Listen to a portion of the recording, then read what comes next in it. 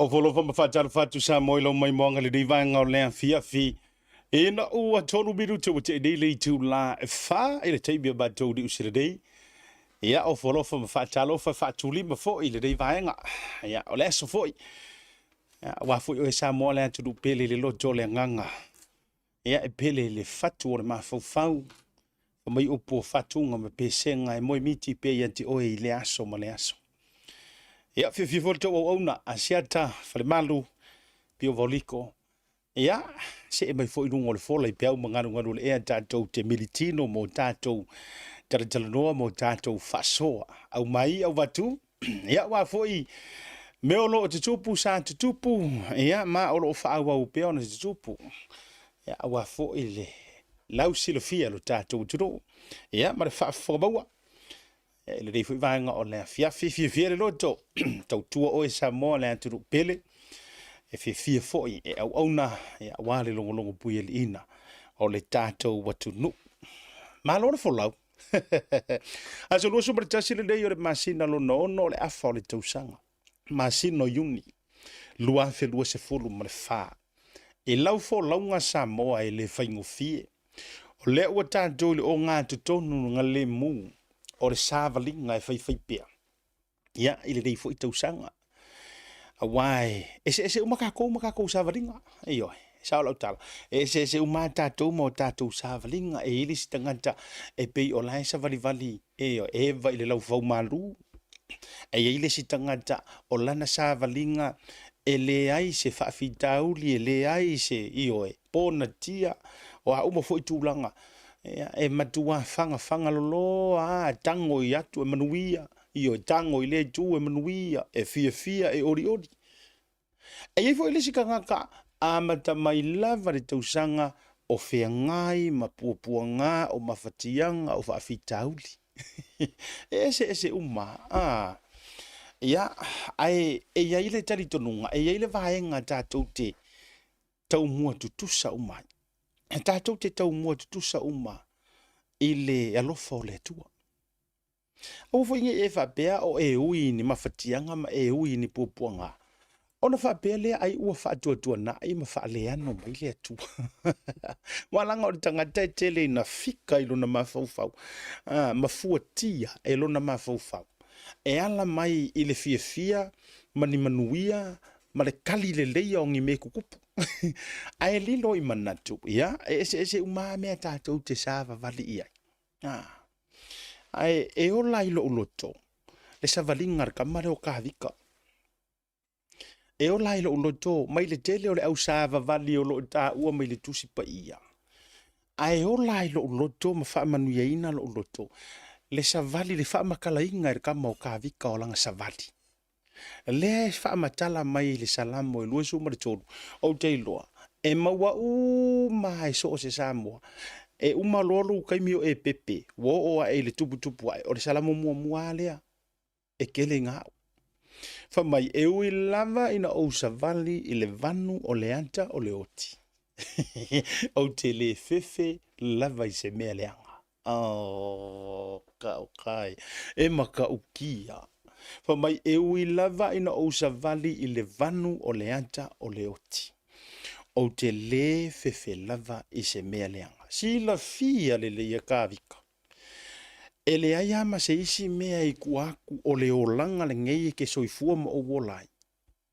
Pe aho o mai le oki. Io e iai le olai whaafavau. A o le winga o le tala. E re koe mawhaianga whaingi au ngā ruenga e pior kala fo ia. Tusi pa ia aho o mai le pongi sa. Ia, wa ele ilua, ele se ngā ruenga e koe whaiai.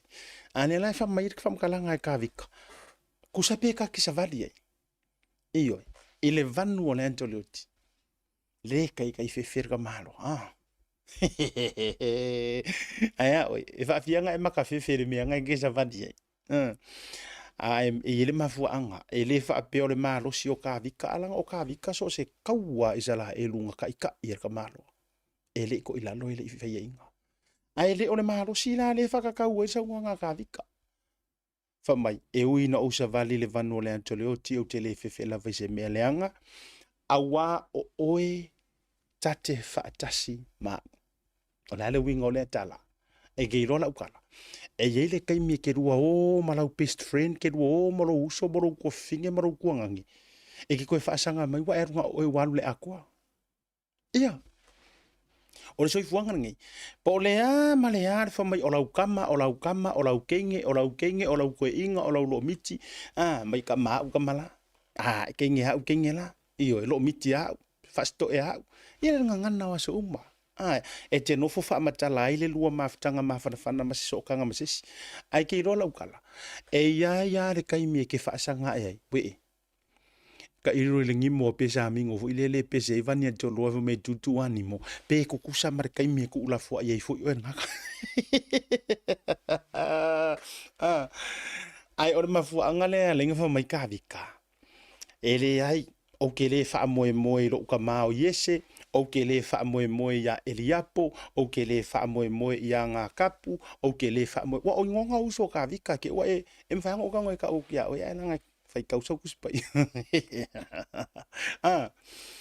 mai ele o ke le fa moe moe a o uso o ke le fa moe moe ya saulo o ke le fa moe moe ile au kaua Israel ai kasi ar ka nga kau ke fa moe moe ia nga o Yesu po o le kua pa mai o ke le fefe se meleanga awa o oe e fa tasima o laula au malo to e fa amafna fana ina ya o ka ia wa ila ia tanga ira kai mi ke wo le la va fo ila wo ya oe e fai best friend na a fai ke fie lo le wingo la utala tatu to te pa i tua le o mai le so i mengi o por kiki ia er fa te inga numero tasi ale le inga o fai e po le ale ma fanga o fai nga wo e yar kai mi ko la fo inga oe e le kai mi le ko mo mi ai oe e le kai mi le to ya no mai ya oe ia fa penga fo ya e fo kai mi ka ke le ko wa ile sia ka best friend I one person ele mafai and will never ever forsaken you and me e ui lo kako wa mi o pa a ma lo tato wa mi o le tonu ai ma fuka mai pe ma lo fa wa nga o le nga fa ia o e ma le na le na fa tu la utala o ke o ma nga ia kako hype apa ye fa le nga ngi kai mi am tanga le tato program ya ngusa nga o lo so fu e aka ai fa sing kako ka mai ma fa fa le nga o le ma fu anga o te ma fa o ke ma fa ile le the only reason e ma fu ai nga le aru ese le lo fa o le tu mo e ma le anga o langa ka ngaka malanga me ko kingo sa fa le anga o le pale li io ana fofoanga o lona mata i sausa fofo ingai o e ma o ana nga luenga mamana ki lon ma fu anga ya lainga fa ka ukala ile sit ka vale le si ki lon ma fu anga ya lainga so nga fa ile si me ko kingo le si le anga ele o sau me na fai e ke kau ma fofo penga nga nga maua o lo wa ngoi ke o so ile fo wili le si e ke aru ele vena le si e ke aru le sport car ave le aru le fai ngora fa kaukala why e ke ri faia e re o sau me to tino le la fo nga e ale nga fa pale ale tu e ui le ke le wa ka me se e ui le ke le o wa me se ai e fa pale lava se ia ka ko ui uma sala mo o fionga ia le atu fakalo fange fiafi a fa ia fa pale mai le ku ia ka ko ia au ki fa pale fo i winga ai ele ala winga ai la le mo le me o le sau fa ile me le sa fa tu e tele ala winga ai ka nga kai sau so nga fa ia ma so nga fa me le fe kau ala te lo ala vai oe e te tau ona ye se tai me fa sa oi fo le le anga o le tua o le mi o tonu o kako ile ai ma se sanga mi o ku o tanto o tangata fa fia mi o tonu ia ai le ai se sanga ako nga o le tua ile na to ai tato te tau mo fai ma tato no ina ia o tato fa pe o ke riso o ka la se fai ngaka o ka se fai ngaka Ia. Le anga fo ia tato fa pe yo keriso. Ele fa ingo fie. Sa o le mala au ni siko inga ma ko sa vai senga. Ele fa ingo fie. Ma fua ise a. Le anga fa mai keriso a po mai le si ku li liu le si. Ah. Iyo. A lave mai le si ku li liu le si ku. Mai vai o ye le fa inga ka. Iyo e fa ko e fa mai alu e ave u ma u me mai ku a u. Wa e kasi le me e se le feio la yo tato. O le ai u. Ah. La yo ke le fa ya ko e fa ki fo e fa pe mai po ia si le ai. Si o me are o so mai fa. Iyo o le o so mai le ma fa fa o tato ia ia le tato fa. Ta si le va e ngai feio la ko kele. O le ai u. Iyo. Iyo. O kasi ale mai e feio la tato. Ai mesela kama ia makan se era kuia la singa ko maanga fo ilele era kuia singa ko maanga ya ele ia singa la ngai lo kinga ngai lo olai malifa le moi olai malifa lang ka o ko olai paku mai ia olai paku ia ko ngai la lo or moi ai le mela mali ele melia ele ikali marka ma e mua kali mesi aula kalo fai si ko inga ele ai ma se I le fo inga nga kupu ke ya le fa o kia ele anti fa o kia ke aka mai a ola sunga nga sa se ma ko ke aka mai a ola sunga nga fa ma kuore e fa pena ki nga mo si ko ya inga ma li fa pela ka o ko langa le ke ngia mai le meo ke kele lai la e ti nga fo ina e whaalongo tunga ua makanga ai o e whiri walanga o le melea o le ngangao i e lalo moenga. Sole, e whaapukupuku o le whiri. Tu ule leise kanga pepa ma ave ku ur wharka avale. A o le mele o le ku i lalo moenga, e whanau o le whiri. E ngā langa ka whai aku wai tate ata. Ti nana ta, a o lesi ele I kali mo i kama ala ua punga kurkinga e malie o i kama. Orko inga la fa sanga gur le ro maku e se kai mi e kilo ko ru ai pi ke mai ya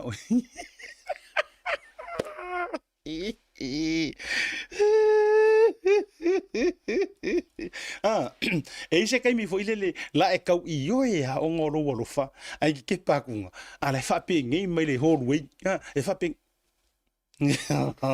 e fai o polo o makala a kau fe kuri mai fa fo a o le unga lo ngu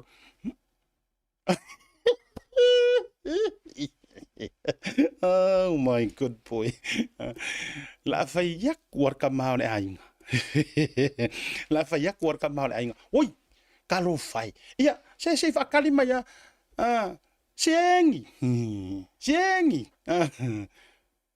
Lai kuku. Wai mo se kalia so ko rua o lai ku mai ku fai ko avo o lai ku ele o mamau ngale li ma ia kare ke rua vai lai ku mai ku fai ko ai ke fa lungo siengi ai fa ko ala nge siengi ai fa mere ngi oi oh o lai ku siengi ku fai ko ho wei le kapungi mai ro le ro ku ai fa mere ngi io wow, ku se manga avo ile le ia e fapea. O le mama. Wow. Iyo. Ai sore. O mga kuwangi I. O mga kuwangi I le inga fako o le me va ai. Me va ai fo ile le. Le va ai ku ai. Arua ko ro le siko inga mai pia me mika ko o le sa me ni sila sa ro la ko ro sa va na ko al me alo fo me va ai foi le kamera de ke kango milo I ngai va ile pe po le ale mama o kilo mika ai kilo ko ku sa ro ku me fa la kala a ko ro ka ka le ala ku mare me va ai ka ur ko inga le fa maka va ku la mama o le me fa sa fa mai vai la melia o melia nga kilo ai kango milo nga vai la kilo ko kamaro bo ile farisare wo ku mai lu moro nga fale ya nga uma le ile va fare me ai wa nga lo se masima o iwa ku ri ka mi ke me se fangwing Mamao ala le faro mamao ia kusa ku konga faro me le farisa ora kami kiki wa o ngimo ngimo ai manga ku aro ko inga wale mase masima pisi ro ba ele si ko kulia o nga pisi fa mer ko oi kat mai me vai mai nga mai ole me vai kilo marka malo mai fakat simila le ngorong kari nga kilo ko malo le ku mai simirum ko ila kalaka me asimirum on me vai ya kamaro tim ele o kele fa mai soli tim masih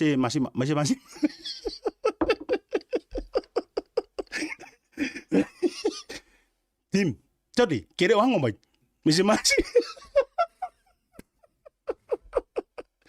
Allah ola si mamma ora miela ye vili argamalo le mai cola on microscope por ele mia vili argamalo mau merkamalo le fa pengi simi le eva simi marfaka olo tim jolly tim se mazima oh my good boy ya la wa ko ya ka wena ya se ya lo me va ya se ya lo me va ai mai kilo mai jadi a jaro batu ya jo uma ta tu bu ya wang hai yo les falile la ku yo relax ha ma ja ele ngang wa disko inga maku anga ai ko ka maru wang hai wa vela nga me ai alla se umur ka maru nga fai ma asu mai ya le umuru mai aso mai marsa pasuiri kai kai nga solo mela ko o maka maro help yourself aku nga ba ko ka maro wala umma ya le umu le umma marsa pasuiri lu mai maro take it easy land wa misiane take it easy man so say take it easy land take it ya ole aja lo fatu wompanga mai feo yo tala le ia ele mfayano walu lo te fia fetu fa fitaya o do ma lo te talo if you vinga ya wo fi akwa kasi vinga kanga ese foi le makwa su poka kamai ya ai tu mati e ai le vai ole ne fia fi so se fa fia nga fa malo atu iyo fa tai te talo na yo matu fa le nganga foi ia ma tapo inga ya me se foi so se fi au iyo mai se foi la ka mo tiken sanele la walu ko ko mai tiken me vai au ki ka sa o kwa walu le si la ka mai ngi ya la fa la vela ve ko mai tiken ia tiken sanele fa tai le i nga mai tiken ya maka uki iyo ma le upo tiken asiata o ki ko vai lo e ko sa o umaro marka mafkang wale ilang ia ko nga tiken o la sia lengo ai foi oi uma ela upo kala me e vidi ya tiken ke o foi ke o ru ya fatalo fatu la foi papa kiule ale lupe foi va esele ina iman rewa talo fai ma lo lava ya le fatoto ma lo foi le fionga fonti melda ya me se foi ya ole fionga ya sala ia ma di totele ia ole autostusi ya hana ya me se foi la ia to maka ukia ia fai ole vai vave ole malolo si foi el tanto tamo le lupe ia la to wolo ia el temil ne ya monti ia sunga to fa valepu ia ma nisi lava foi ia ele ma watu nisi o to malo lava no sa il ne vanga ole fiafi talo fatu si o so ia salama tua iyo la ukama o salama kua e maka ukia kasi le kangaka anga malosi iyo ole upu mongi ya anga malosi ele mawe se sira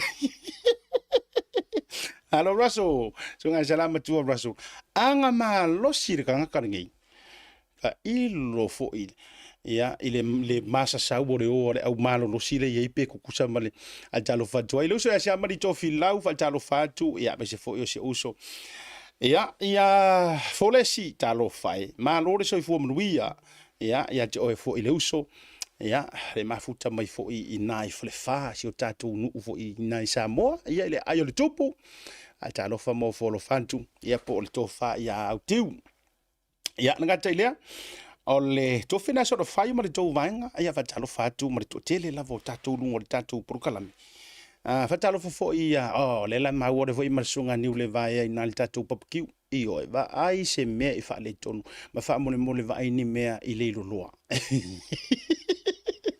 a wai a vea fo ia me ia o fainga papakiu e uma e nga la kwele e ni ton fo nga ai uma e mo uma no ma ave ton le si ai e uma tato tato fa sala no fa business ona e lo le matautia o tapenanga mo le aso ataiao i le tato fa linga po le tato marketing mo le ulu taimi mo ale tato wa sa mo business sa au kilani expose il mo ta sa mo au wangi emisi al fa mo le aso ataiao iyo e uma tatu watu to fa lautele ai aua ne i ngalo ya o le aso ataiao ia mai lava i le taiao fiku kaiao valu iva se yo o le tao le lua i le uli o le afai ai ia tatu flea market mo business Samoan business owner i la tau o resita la ina i le proklame lea ia Samoa a fifio atu matala atu au si fa pasi ia isi kaimi i flea market kia o tara ia isi au sainga mara winkia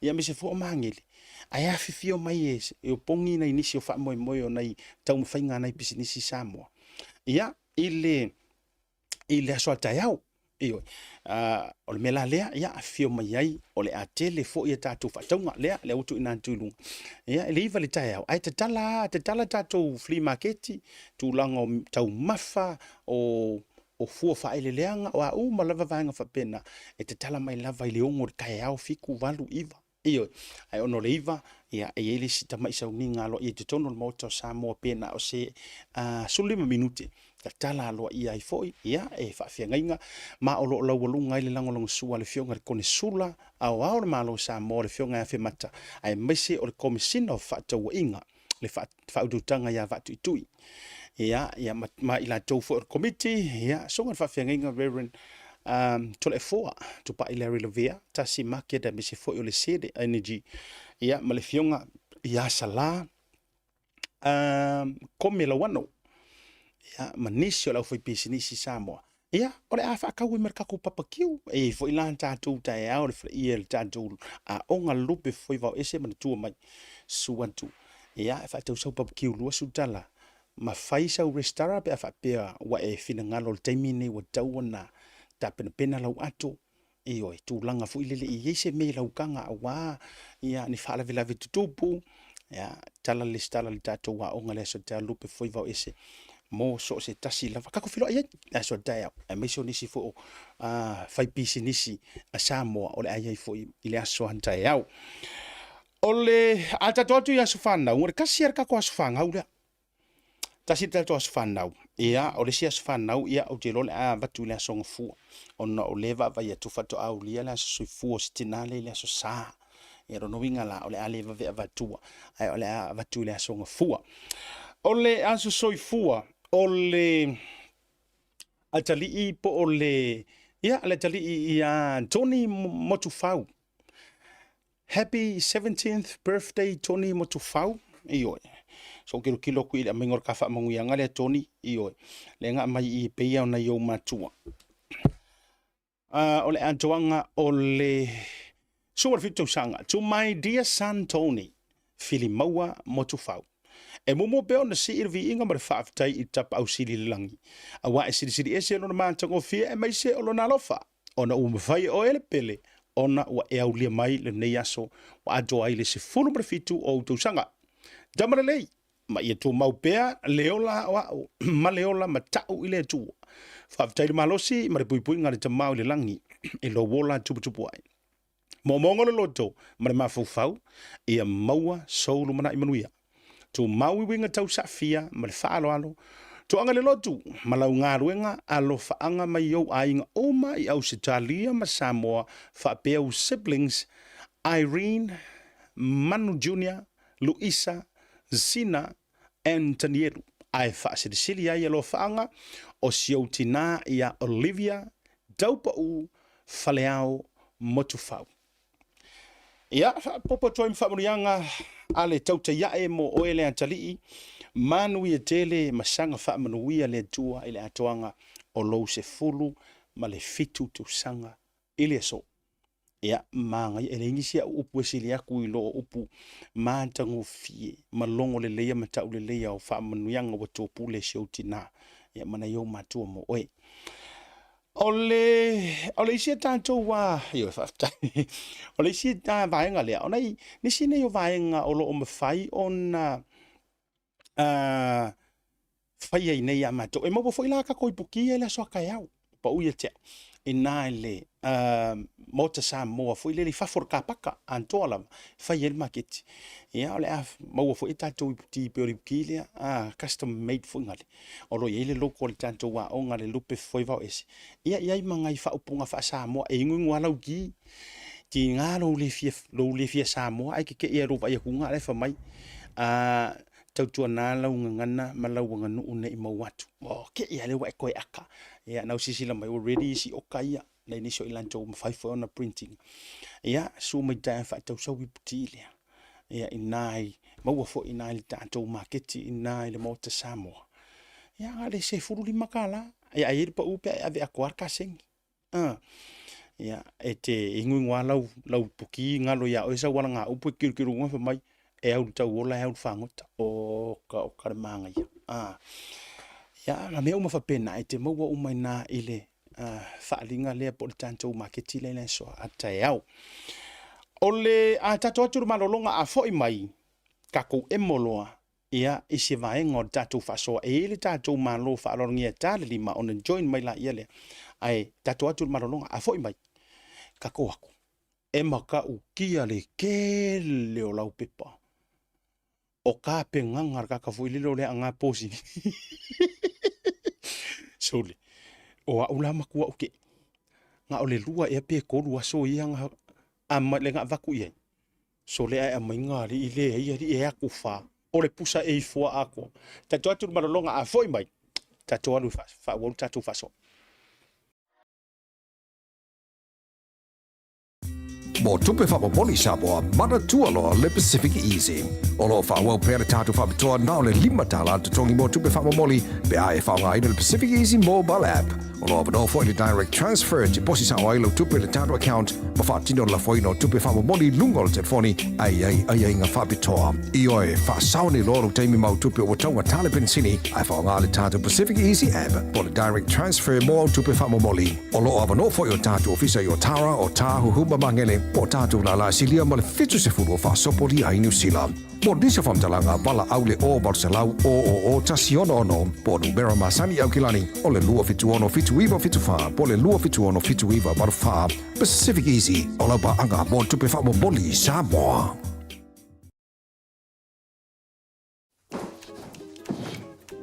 I've done my bowels screening test, son. I'm proud of you, Dad. Oh, good on you, Uncle. Easy, isn't it, dear? I'll post it for you right now. Take another, son. Let's go!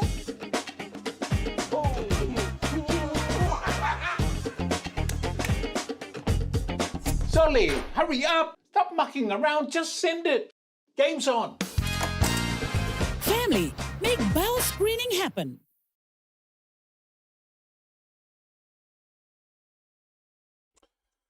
Taimi o le wanti lea ua tela jiti lava le afa o le fa e le tautua fa wau.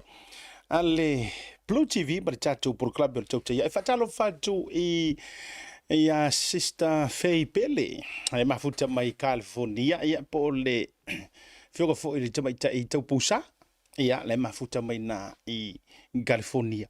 Fatalo fatu ia sia tabu le tauta ia. E le ngata fo i lea fatalo fatu so ngal fafia ngainga.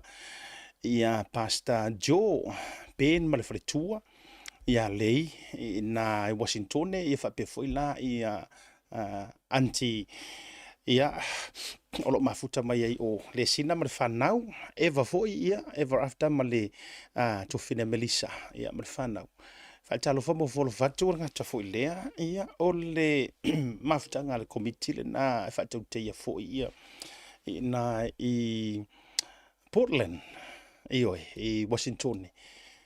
Ia, talo famo folo fatu ia asiata ia te auto umalava i le sunga le tabaita i foma ia Dr. Jacinta Ngaleai. Ia, ai me se foi o le tofina Tomasina.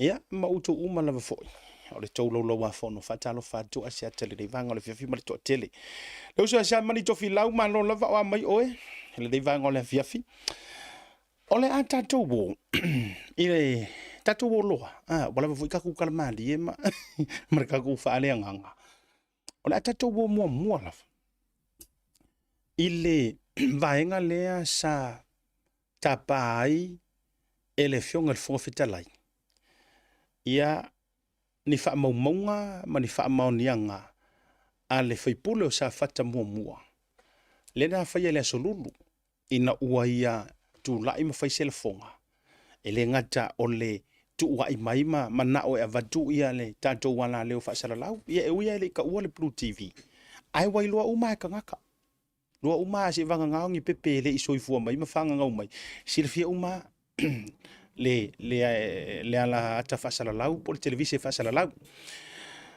o le la sa ia fai ma se tala foi le o le fionga minsta o fato anga o la auli le la fia ku meia po le ku meia fasala lau o le tai au la fo i ana le la au taua va meina le ato ia ile fase fulu valu i tula o le ava noa sa tu ina mai ile sui fai pule o sa fata numero momo le ana Ronnie Posini e na te ava tui nai ni wha amao nianga. O la auli le kua. O le porkalame ngei po wha salalaunga ia wha pea ua matua ta ulea ngai nai le wha masinonga. O se wha te pala le vainga ana lela e to inatu. Ma se i o kou sila mai ei Samoa. E hei le vainga nga makua wha ke iai. E ngā ore kolu aso lulu aso tofi le ua aso whareili. Ai sila lai ka pe nganga le whaipule a sa whaka. Isu. Ala tātou toi atu. Se i toi kolosi atu i le se vainga lea. Ina ua sila fia ele a fionga le whonga fitalai. Ua tatau ona tā pāwha maumonga ia ona e tala whiaunga ma le taimi. Usi mai lau mai mōna ni taimi o le whiwhi. Whamtalanga lau fionga i le. O wailu peina le saunoanga le sui mamaru. Ia, taruai ono loo ta oto le lafo no wha mauni e whuna wao. Whaitu la whono la sui go yuni lua oru wha. Sa o whatunu ina aile sus whono mo sa whatanu no tasi. E tu ina mai an wha maunga wha mauni aile na saunoanga na ia tu i aile fionga ni sta whatoanga mo whainga whaiva. O leo te tāpā ai sui mamaru na ia tu ina mai. Nei loa wha maunga e pio no ta ua. E tu so le lafo ua wha maunia. O te whatununa fo e lau sunga whailo tusi na ia mori mai wha maunga sui mamalu lau afono. Lau fionga ele, o starai ia, usta ia le, whatununga lau fiong. Pe lau te wa e tu wa ova mari whasful walu i tu la. Pe le wa ova tu, le oto e sau no mai lau fiong. Wau te loa ova lo mari whasful walu. Ia ua lea o ngāle lafo. Nga whāloa, ai usta ia le, whatonga ngā lau a whiong. O le ai tonu le whasu walu tu la. Ia.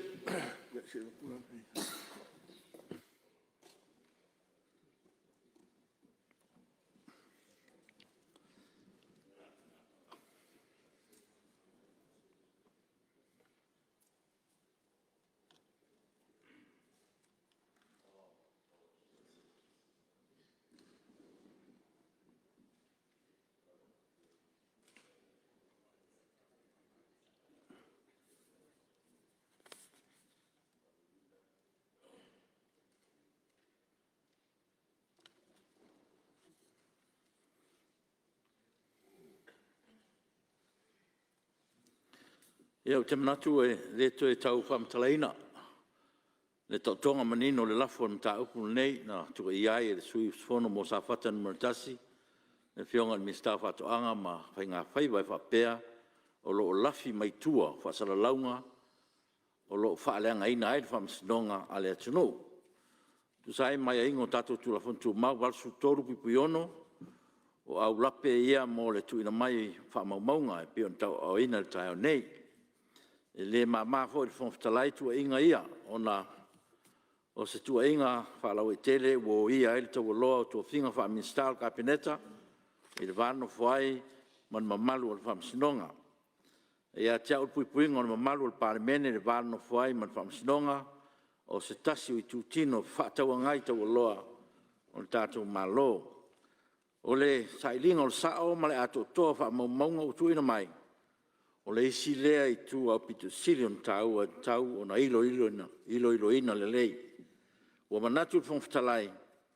O le awhaatino o tātou whinga masani wha palemene e tang fiaim ta upa penei mo se manong o palemene mo se fai unga tal fea ngai o nem ta upu.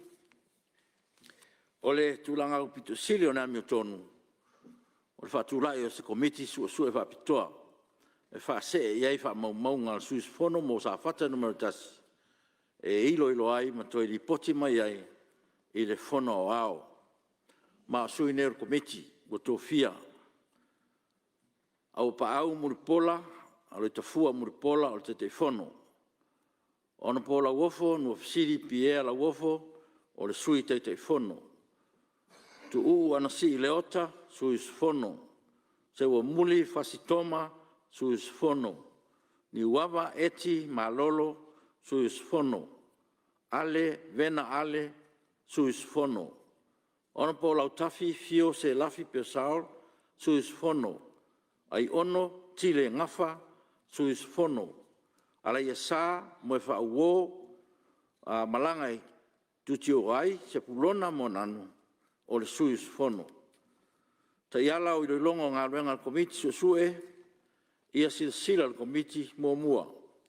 Pe wha maonia wha maunga ua tau awina e le suis fono mo sa whata numero tasi fionga le ana Roni Posini e wha maonia ai wha pea o whaasala launga au wa lesi, o lo whaaleanga ina ai whamsinonga mamalu o sa moa, e peon sa noa i elsui mamalu, o lo lafi mai e tua le fionga le mista whatoanga, ma whainga whaiva, lua, i se whautuanga, e lima taita ina ai le whaatonu folau, a le whona o au whaitu la whono, o i tu ainga ma ta upu whapenei, e tua i ai, e se, po oni suius whono, ia sui o le pūrenga whatonu i le wā ma le tūtino o le whamsinonga.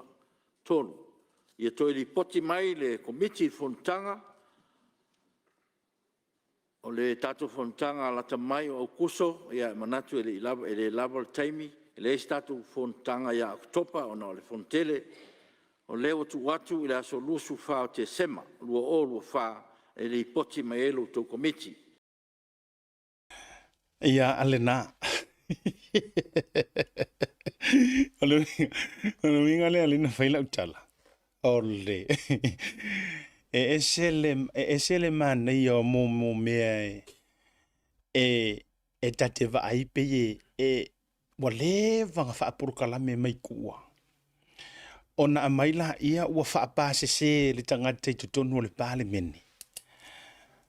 Le ala wa amai umai loa makapenganga o kapenganga ngei. O ke vai akunga, o ka penganga umange nga whai mai e limongi, e limongi. O teilo, o lewa mai i ta penanga ia e ka penga ai whai ngā su. O lewa mai i tolu waso. Tolu waso ai tau sirisilan tu Samoa. Ai se mea la yonga o whawheka ia le vahenga lea. Ai se vahenga piko siringo o whawheka ia. Sisira wila o tu Samoa si vatura o whasole. Wale vanga kaulangi e li mongi marikama le auskaria. Manisi. Le vanga pepese a wali ia. Ola audi le kuor po kalame ngai. Ola audi kongwa ia lenga pese melea. O tangata le sa pese nga ai la o le anga posing. Usa sa silence li langa pese. Wale va fo ilanga print out o le kelo ngi maulapisi. You know, to be honest, to low I respect la kakia while from why lisima or we are looking usila. I paula ufa feking okay manga. Kalosia, I ye se lau pepa umala fia se lau lewa vai kungapi or kukumu e4. Kalosia ya ye singa lau pepa kausa. Lo te fatu mama. Talosia ye singa fasi lau pepa kau e kausao se kausefe mai. Ai tau te sirafia la au tau sa mo le la fatura utala. Whaafetai i le a tonu e mawhaiong kako whailoa inga kulou po ore mea o le oso vali. whaafekai le kala oso ma le ai oso a lea sui whaipule. O lea la ua wavi whai ai le whai unga le parliament judgment. O sisila mai. Leanga ua leva keli. Ua leva nga kau mawhaile ua ri i e whawhau se mea ave ai la auli le court. Mga kua mai fo i leana o whai atua nga umaloa nga ka milo milo a esu ese me e a fia i whipule a whipule ai lea whaimata. Kaula mala ia o whaila ia le ngakapenga le uri ia. Wewa ai le wha amantila tila. Wha amakila kila le a mainga e le atua e wha kilo sa moa e lumo le laiva. O le whaila lele ma le pusa lele. How can you prepare such a pusa like that in 3 days? 2 days, in fact. Luaso. Eoi, ngale luaso. E whawhiwhianga e kapenga ngā so le. Se o le mere le kake whea kua iwa matua le popole nei tangata o ole le pale menge ma Samoa. Kusanga o ngā uma ngā whaapa ua maor whaapanga lea. E mau ki ngoa ua ruakule a ngā whai le awari e so le. E a maila i o meanga, mai meanga o rua nguku a ia le ngā rua whai mai ngei mea. Le ua rua umao i kongo le pale menge. Si i mai whailanga. Ai kusa o le whaila lea. I lo utarito nunga. O le whaila lea leang kāpenga le wari i e makua sa mala i si mingiska. E ave leo. E whai eingi morianga. Au ke la ngonga esu e aku e leo. E la pisia malava lau pepa nei e le ai ma se mea e aloa ia. E ono wha maoni ai. Ioi, wa anga maua kasi se mea e, anga maua se mea o whaila ngei. Wa le vasa moang ko whaafongaku ua judge pe mo lia mai mingiska o whakoanga. Mga kuare pese lea le feika le ika i le si urupo o ka whao vale le wha mai o la auli umare kua o la auli renga kami mai kua o hau pala kami kua le Blue TV o le ilonga se me wha kami eisi e mingiska. Sau fo ili mongi yanga wha akarangoanga ia. Vai foi la oele kai a making ai li mongi le mistake le kongo le moko fongo. Nga ke le making ai sau fai yanga fa sisilanga manga ia. Le freedom of speech. You know, le nga haru fai lang ka freedom of expression. E alu ala fai mai yanga fa karangoanga mane moka le. Ma kalau mai ai le fafau e la auli, kalau mai ai o mea le mo ke faufaua ma. Ai leka i kai kango faile mistake lea, i ko kongo le pāne menge, lea nga e si la fia le leia li mongi, e whaaku waile lafu, o ngā vave maua i loa lea o la tau pepelu. A la lea ua vave whaalia i le kala oso, me lea maua ni mori whaipule tūlou, e whai lungo le loto ita ma le loto e le lei. O kouko momai, a la le lewa manatua la, wa levanga kausu e sue, se mea se kasi mai lau pepa umala fa mai mau kaimi wa levan kausu e vaenga le se me ave leo e reise mea okay loa e vaku fo longo will never ever jump e fai mai se mistake even though le kelo fisiringia le fa maongi o kulo le fionga komisinga okay loa ore mau ngasu umaia wa levanga ilo e komisinga masui komisinga kilo kumfa pea so le se nga mo me fake pages me ye kumu mai e o se ka ko wa mi ele fai wo umanga fai la press release ma ka ulalangi ele mi ngoi ka nga ruenga o leo ngi fake pages ele ai lava ma se me o mele mo mia o se kalangoanga kusikusia o ngi emaili o se audio o se video e ka kaunga maua mai ngi me fa pe mai wa fa kongu no ela auli asiata wa fa kongu ela auli el Blue TV e fai lol mele or ko inga evidence nga ngai mo mia senga sa ole nga kami kilaudi senga or ko inga evidence nga ngai mo mia ioi okay lola evaku yer mau faila le okay lol faila le o levanka kia kulo wa le ropo levanka kia official leo ai ona ele ai lava ma se mea anoa ele ai lava ma se mea unga ngase o ye le melea e ongo fai ingi mo lianga ai onga ua kala oso se kasi o sui faipule ko kongo le pale menge onga olonga loko ika. Malona ma fau e le ka pa ma faku se lafo. Tato va ia wala o le tua saoa kala kusi. E le iloa er kangaka. Nga oso aku langa mea pila au ka ua mele nga fai ku lo wa sa fata la u fanga pe ai le ngoa ma sua fa fai pule ai ta tia le tu malo e pele le loto le ngai ele yo he uma ia sa faka mua ya u lo wa la ma malu ma fai nga o le ku malo ai la io la fi fa piko ha mangu ya kasi la u kala le fai le i kanga kale nga fa le o le mele o lena oso ana mea pila nga oso anga palo malonga ma fau e sau ko sa fa pia pa wana me ya nginga lang kala he knew it langa ke loa ele ai se pawa o ngaia e nga ke le fosia fo se pale mengi e fosia ku nga kai fa fo e vaku fa kanga ka ka fa pia langa ke loa hi sa fa ya onga ele se kanga ka fa vasi ku ro ngana ai onga nga manga o se i fa leo kele e kau mori mai langa fe au e kau fa fefe ma manga o ia share soro e kanga ka fai ingi TikTok o ia lale wa demande le angale tato ia ili fata mala over fata mala oso mai loa langa pulu le fa pe e sau ai oso mai le e makua mamao le polo kiki a valasi o le ale wingo tala vala sile na fai atu le aso na nafi ke rongai ko ke sile fia wo ko ma ku ku loa manga ia yo kala fa ko inga fa mai amalas make sa fa mai inga o ke sa fa mai inga kasiar kanga ko sa fa inga ngai nga sa fa ia ku ingei mako kaimi nga or ko inga ku lepa what's that mean ya fa uma e sa mo le wingor kala varasi le wingar kala ko leng fa mai ngo walu makarango matui o fa ko fa mai tui ele ko mo wa ka ko kaimi valasi ka fi ko ele ko mo ka ko kaimi nga ngai ai ma o le fai pule nga ngai ai nga sa faka sa makua maki e ai ma pulu afi ai sa faka fo nga kaimi o palu sa lue fa po le lua o kami nga o kamakuai kamamatu ba ku fa fonga na ku iyo kami nga e fanga kongu ai kamanga le issue ele kai o koka ele fa sanga mai ma ko e fanga ya ko e fanga mai le ku un paro ka we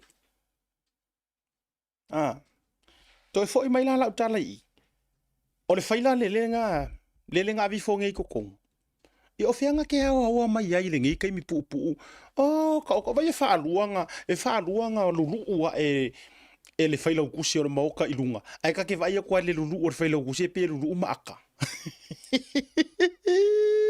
ka ke ve ku pe lulu e si faila kusi maaka e tamata e o foi ke ngale ngai ku ko faila kusi mo ba le akal ke unrealistic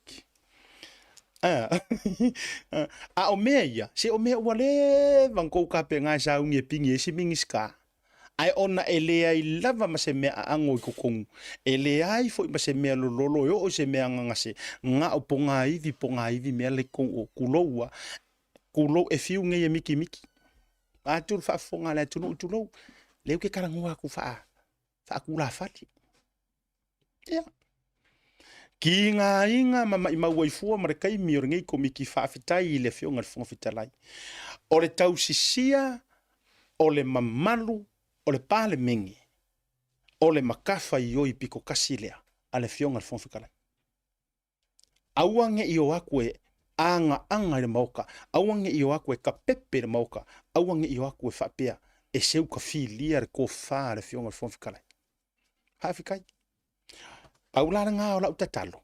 Nei langa wa we pe ola uloko. Woko va ai maro ka ro fa kuingi mau pe pa ko fa pe woi. Woi ka viola e. E ke le haku pe pa la i le fa ingo por kala mer tauta ya e ko fa.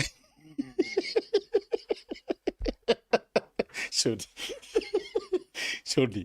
E ke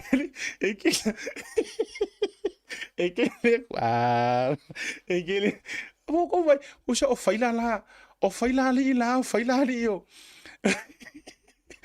o faila la li o ngu pifa fa e ke le aku pe pala i do o aso nga fairi ngi por kala a va ia ko ngai faila la so de o faila o le lua se furu ka usanga O faila la o kampangi fo ngai lenga a mai lunga fa mai wo fia kau sa ngai ko ko ngiangi la fonga. Oh my good boy. Five daily a tu ai fa alia la valo na matautia. Va ai wale avea a waka wale avea o fa masingonga wale avea o official leo. Oi pe wale ai wa fa mati la tila mai lumo le live. Kilo ko ai sa mo a ko fa mai woi. A wa kasi ma fa o ma kan kilo ku se e mai foi se ka fe ono foi pa fa pe. Ah, ai. Se ka fe ono pe o no tia o si mai. Se kau feo lolo foi fea fa pe e kau realistic foi lele so de o mele ka fea ko o ka o ma ko se ai ma kwale i ro ke pe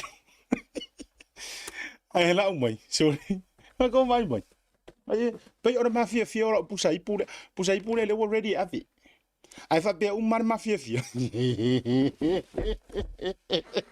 ah sorry si ma kwa ma di ngi mes se o le la fa le i ku o ko le me ali o le la fa'afale i kul fainga o le mea. Ioi.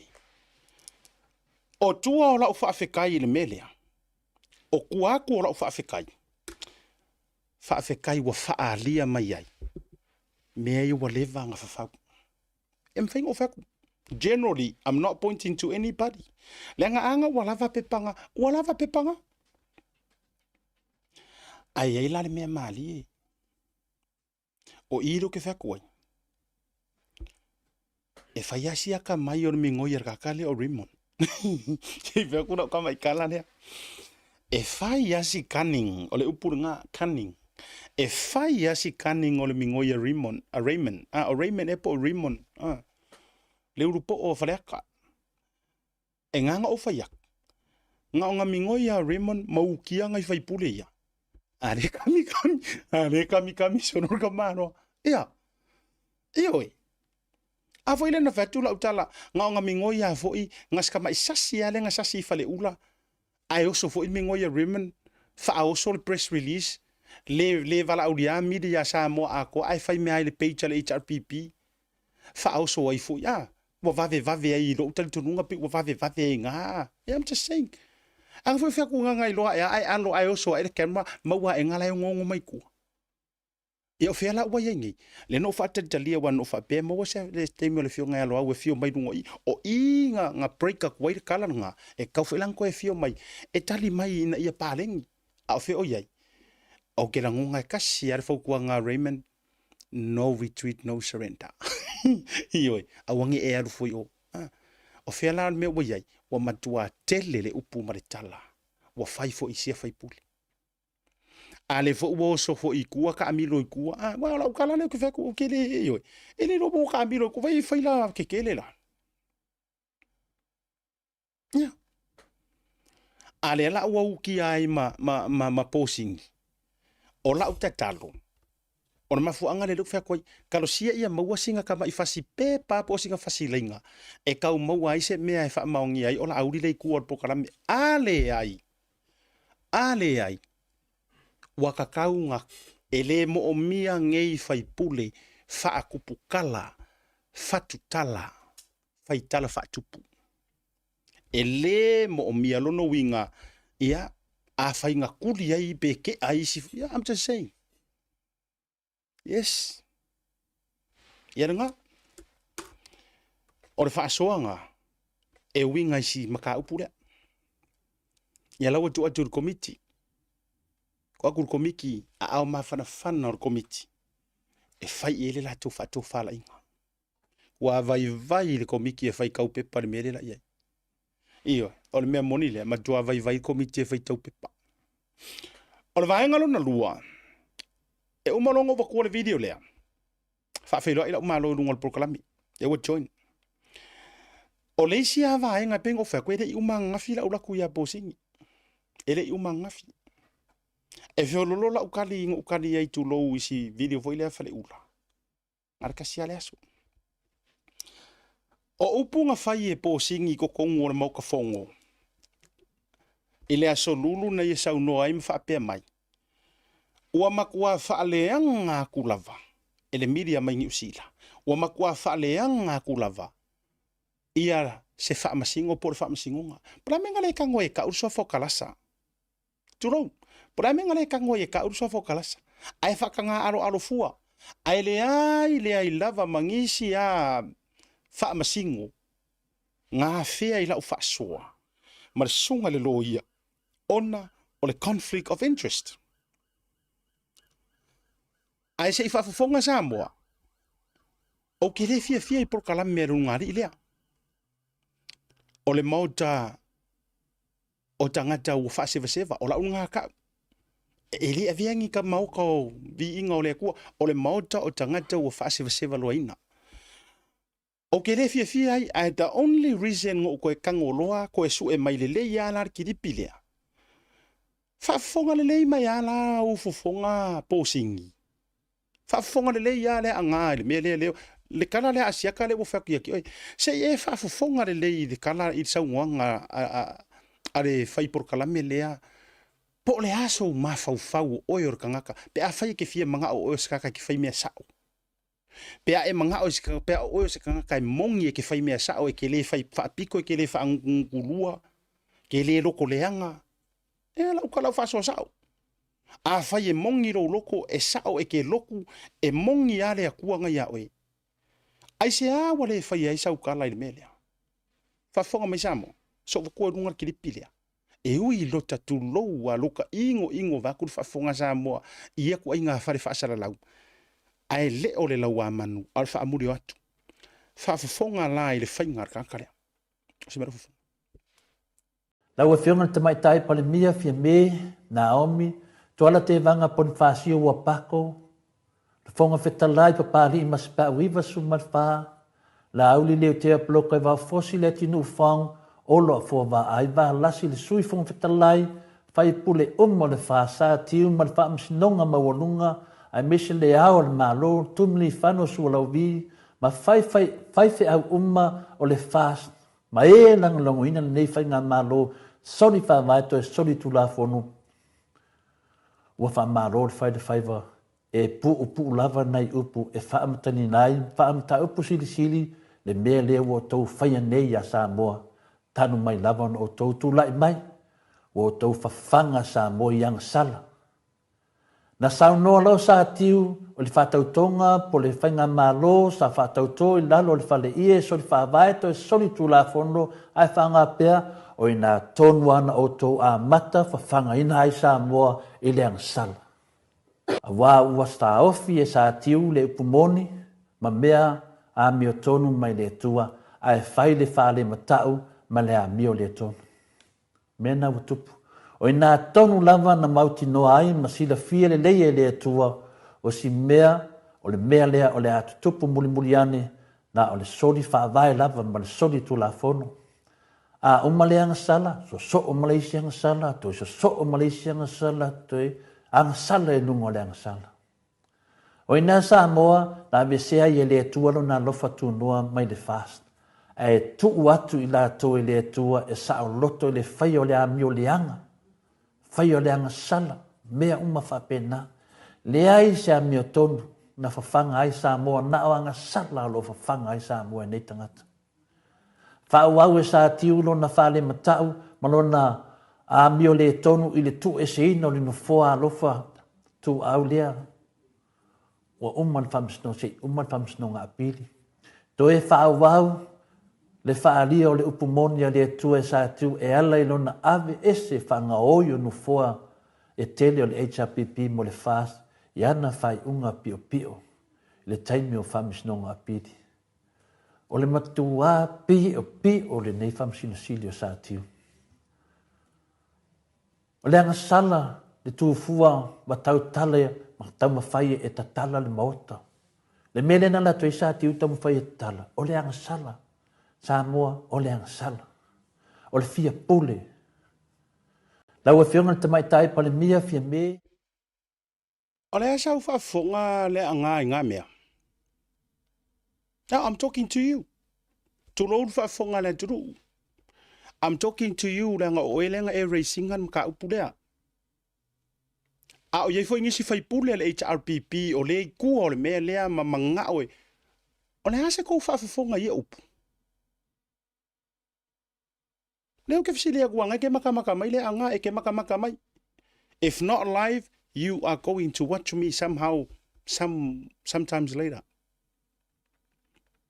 Ole asa u whaafufonga ia kala. Ole whaasoa le nga mawhaia malelo ia 3 weeks ago lea wa e wa mawhua inga e kukuafi ma e whaati ngā i le pale menge ma Samoa. Ole whaasoa e fi koi kongu lava i le whaamasingo lea e kausau whainge i le whaingor keisa Sam. Ae loloku ma limongi. Ua whaamaongia e langa whaife au. Ua whaamaongia mai e kangaka o loko loloku. Pe au loku pālangi, pe au loku ingikia, pe au loku sainga, pe au loku sa, pe loku Samoa. Ae kasi al whaife au. O le au loku wa, o le au loku.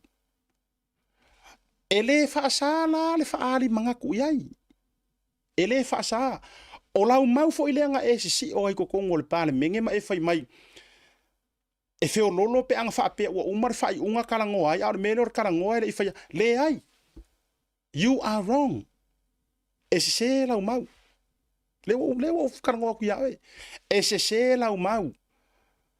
So o se mea ele i whaia se whai unga ma mea umaia. E openare karangoa ia se vangangau a mai se kod ora. Ai a umma loa se i unga o se mea. A umma loa ua sa mana le i unga ma ufa apea mai whamsingo ua umma. Lan mafu anga koe kau kalai fo iai. E le kakau rong koe karangoa se si iai mwhaarisonga fia poko. O la ua umma ua siol. Kapot, ua umma. A ora kai milai open hai se wha moe moe. O la e kau make pe aru se sae pe aru se sifo pe aru irunga pe aru ilalo. E open ia le public interest le kalangoa. Mainly o mako o le media. Langa ele o ese media e whainga kaanga e mana malama. Ele o ese media. O oe o le porokiki ake porokiki ele a whaapevo eke porokiki mama. O la ula fesili so koe fo ia kua ilau sunga. Nga ere whaafilo. Ili tatou malo. Prefio ngai tupai. E ke fia whaafonga i kala ia nga whai er ka malo lea. E ke fia whaafonga i kala ia nga whai ngai er ka malo lea le nga whai. Sau le au mamalo le malo. Wa e sila o e ile mele le ke fa ko e o ke fia langa ma o ke fia a ngelu ma e fia mama. Ai le anga lo loto ele elea. E ke roko le anga ia ke au. E ke roko le anga le o nganga le. Kuloa. I have every right to say that because I know e po inga mai lau kaukala e le anga lo loko. E le anga lo loko, le anga e mafua mai. E pau fo ile o nguku le pisaku wa kaunga eru ese mako ese maliungi la kapia sa mo ngai ko ki sa fa ye le port me nga lenga ki nga ye ke yes e ke ki nga wala ngai sa o la ukala ngoa o ko umanga kuila epa o oe le anga o fale o mavaenga le pe fast pe a kuloa o ko umanga por kiki ko report kan ko ese Kau kau ese o kou le wha porkikia le yungi la kapia Samoa. Voila. Yeah. That's my opinion. Alai support uma, le se ka makaalo. Le ai ma se ka makaalo. If you want me to name it, I'm willing to name. Au kiri dropping a whapengai ngoa. Ai publica. E o kama sa coach mua, kama sa maka iyo e maua e maku maki e au Samoa. E kala ngoa le menga. Menga lenga ki nga lo loko. E lenga ki nga. Fela bo fa ye. Ola ofsidi ya we. E ke fia fa longo I kala ka malo lea. E ke fia fa longo I kala sa I lenga fai ile hao o le malo. Fia me o le pale mia. Kuala o le sui pale mia. La vea mai ai ma le songa le pa li o ka eu ma se pau o le fofonga fekalai o le sui fofonga fekalai. La vea ku ai ma sa kiu. Ka ukasi ale ngo saki ele ia ma se fa pe ma yo fa msingonga ma ko I single out ai ma ula le saki ai le inga kai ngala nga fainga e o ile I o maka o Samoa o anga fa fe nga wow ia ile ngukure ma fau ai se anga ele fa ku ai se mangaku ai se anga ele kango fa ku se mangaku koso mai le ngari koso mai ka malo le ava ku Samoa Talo fai lo loto eleanga. Talo fai. talo fai. Kalo fai. Pau ngā ola ukalai fai atu. Ioi. E saua I lau tala noa e leanga e lea lo loto. Ia. E o ukala mama kwa. A o iai fo ingisi fai pule le HRPP e langolongo inga kwa inga kalangoa ia. I am talking to you too. Awa ko ki fio aku inga ko ki ka alo leanga inga. Leanga e ko ki reko e fo I mai despa inga. Yes. Ale wo karangoa. Wo faso atu. E ke fia fa alongo le kwa inga karangoa ngale. O le kangaka le kulou lau fionga le whamsingo sili sa tiusi mativa o te matua o fa alongia. Kuloua wa utoe au maiere ki lipi lea. Leanga o ke manga o e koe a vaku I luma o lea ngā po singi. Sila le lee. Sa o kala kuila epa kulou. Kuloua o kala lea kuila epa ngawhai ere o sa ukala. Pau wale me a vaku me e whail parmengi. Pupula I ai maka. O kala ngā stuing whai. Le sa ukala. Ai avatula sila e. Ke fifa alongo I ngā kala. Pe ke fai mai nga fai ele I fai sei unga pe uma sei unga. It doesn't matter. It doesn't matter. Ore nguku le mafau wa, ore nguku le mafau. Nga. Ore nguku le mafau wa, ore nguku le mafau. Ono le wailunga ia le tatou malo manatu. Ia. Ala tatou mei I tatou whawheloi. Malulu sa moe lau whafonga. Ioi. Me ai ele o Oroke. Ele so wika. Ai langa e manga e mori o. Nga fa penga. Ave fa penga al fingor sa vali. O ai nga ia e kau fa mai e pule mai a kako. E pule mai a matou pe pule ya tatou. Orfisiri. O ai nga ia e pule mai a kako fa mai langa o kako e fai kong. Kalo fai. Ia. Afilo e tu le vionga ya tupai. Macheta ya. Fio me metala mai a runga ka por kala me le yo kere o le au ke fia ile. Ya ne fia. Ke mana o ia o ia fa pe o longa loko le sa mori melang sa vati. Le la wo kali le ya ku ia. Va ku yer kilipinga le. Maka. Ioi. Po au. Ma o ke kakano le nganga pa io le tua tu lo fa fonga le tunu. Ia makua fa ale o kele yo ngakalinga. Upu leanga ma upu vale ngari ka ngaka faya enga ia le mau ai songa sa olokonga ata lo falo fiong tupai ia fio mai metara mai au lo ngor ta por kalami ele nei vanga o le viafi ia fa malo atu so fu malo le on sai asiata malo le fulau no fa male sa no anga lau le mali tu fali le tu lo ia fa malo atu fo ima fa talo fatu le mamalo sa moa po fiese vai panole ne ke lope mo mele au nanga ta ia ia te ia fo se swing ole nei vai ia e fai atu fo se soani in ta upolo tanoina nei ele ta e tato po kalame ia malo so fua ia fa talo vantu ia I lau fionga tupai Iyo. A ele o le fale o le tu o le a. We fu langa e mai e fa nga mai e le nga o le tu musu nga I me te tau no te tau tala. Mo te tango e tau tu iai. La ia te. Pa ta lo fa felo. O le wingo lo tala o le la ta fa so a man tamai. O ke le mindinga. Pe anga kango fu ila e fai o. Wa le vanga fai e lungari ile me le. Wa le vanga fai le ka mama inga. O le kamali anga o le fionga o kamai kai pale mia. O le fisiri. E o so lai pungi fa masingonga. E ese ngor fa masingonga male pulenga. A fai e kau mua kukusar ka fakoru o le fa masingonga o le pulenga male pale menge. Ai se ai lenga le pui kamali anga o fia me. A le la uo so nge a uo le vaonga kosi ngi I manuti li I mai e kanga e le ungari ilea. Kamari anga o nge ai le ai a o se aso se iku ilunga ma faila iai ile par ile fonga fikalai wa ka kaunga koso mai kanga kangi ale nga vai mai ala ngai ti ngale lo to fai por kala mel te ia fanga mai lo ia ai uyo le Ia ole ngangale na le te tau mai nei. Ole ua vave umai mala ui puki le. Po mantango fia mai lo sei ia o mai le nai tulang. Ia ta amata ia. Ioi, sano mai. Wa fai asi na marulu o to watu mo se. Ole ata amata le vaenga le Dubai. Lenga o lesa o fa so le conflict of interest.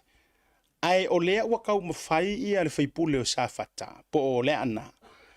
E mi milo o se kau whaaleanga. Ai ingi wha maungi anga walanga le na o le tusi matura. Ai mwhauna e sau noa le vaenga lea. E wha maungi ai e sa o ye le conflict of interest. Even though o la lava e ta oto le whaitalia ai ale whamasingu. Ai ni mau te mau tutu oi fo ila o fionga tupa i te sirfi. Ola so fina ngano le vaenga le conflict of interest le fasoi. Moni, ole a o oto atuina. O le aso walu o mei. Lea sa fufonga ina ele mata upule nei.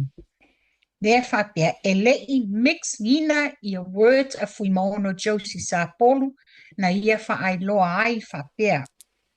Ma fua la ili a vea o le fionga te maita i whamasino ua ia whaia le whamasinonga o le mea moni.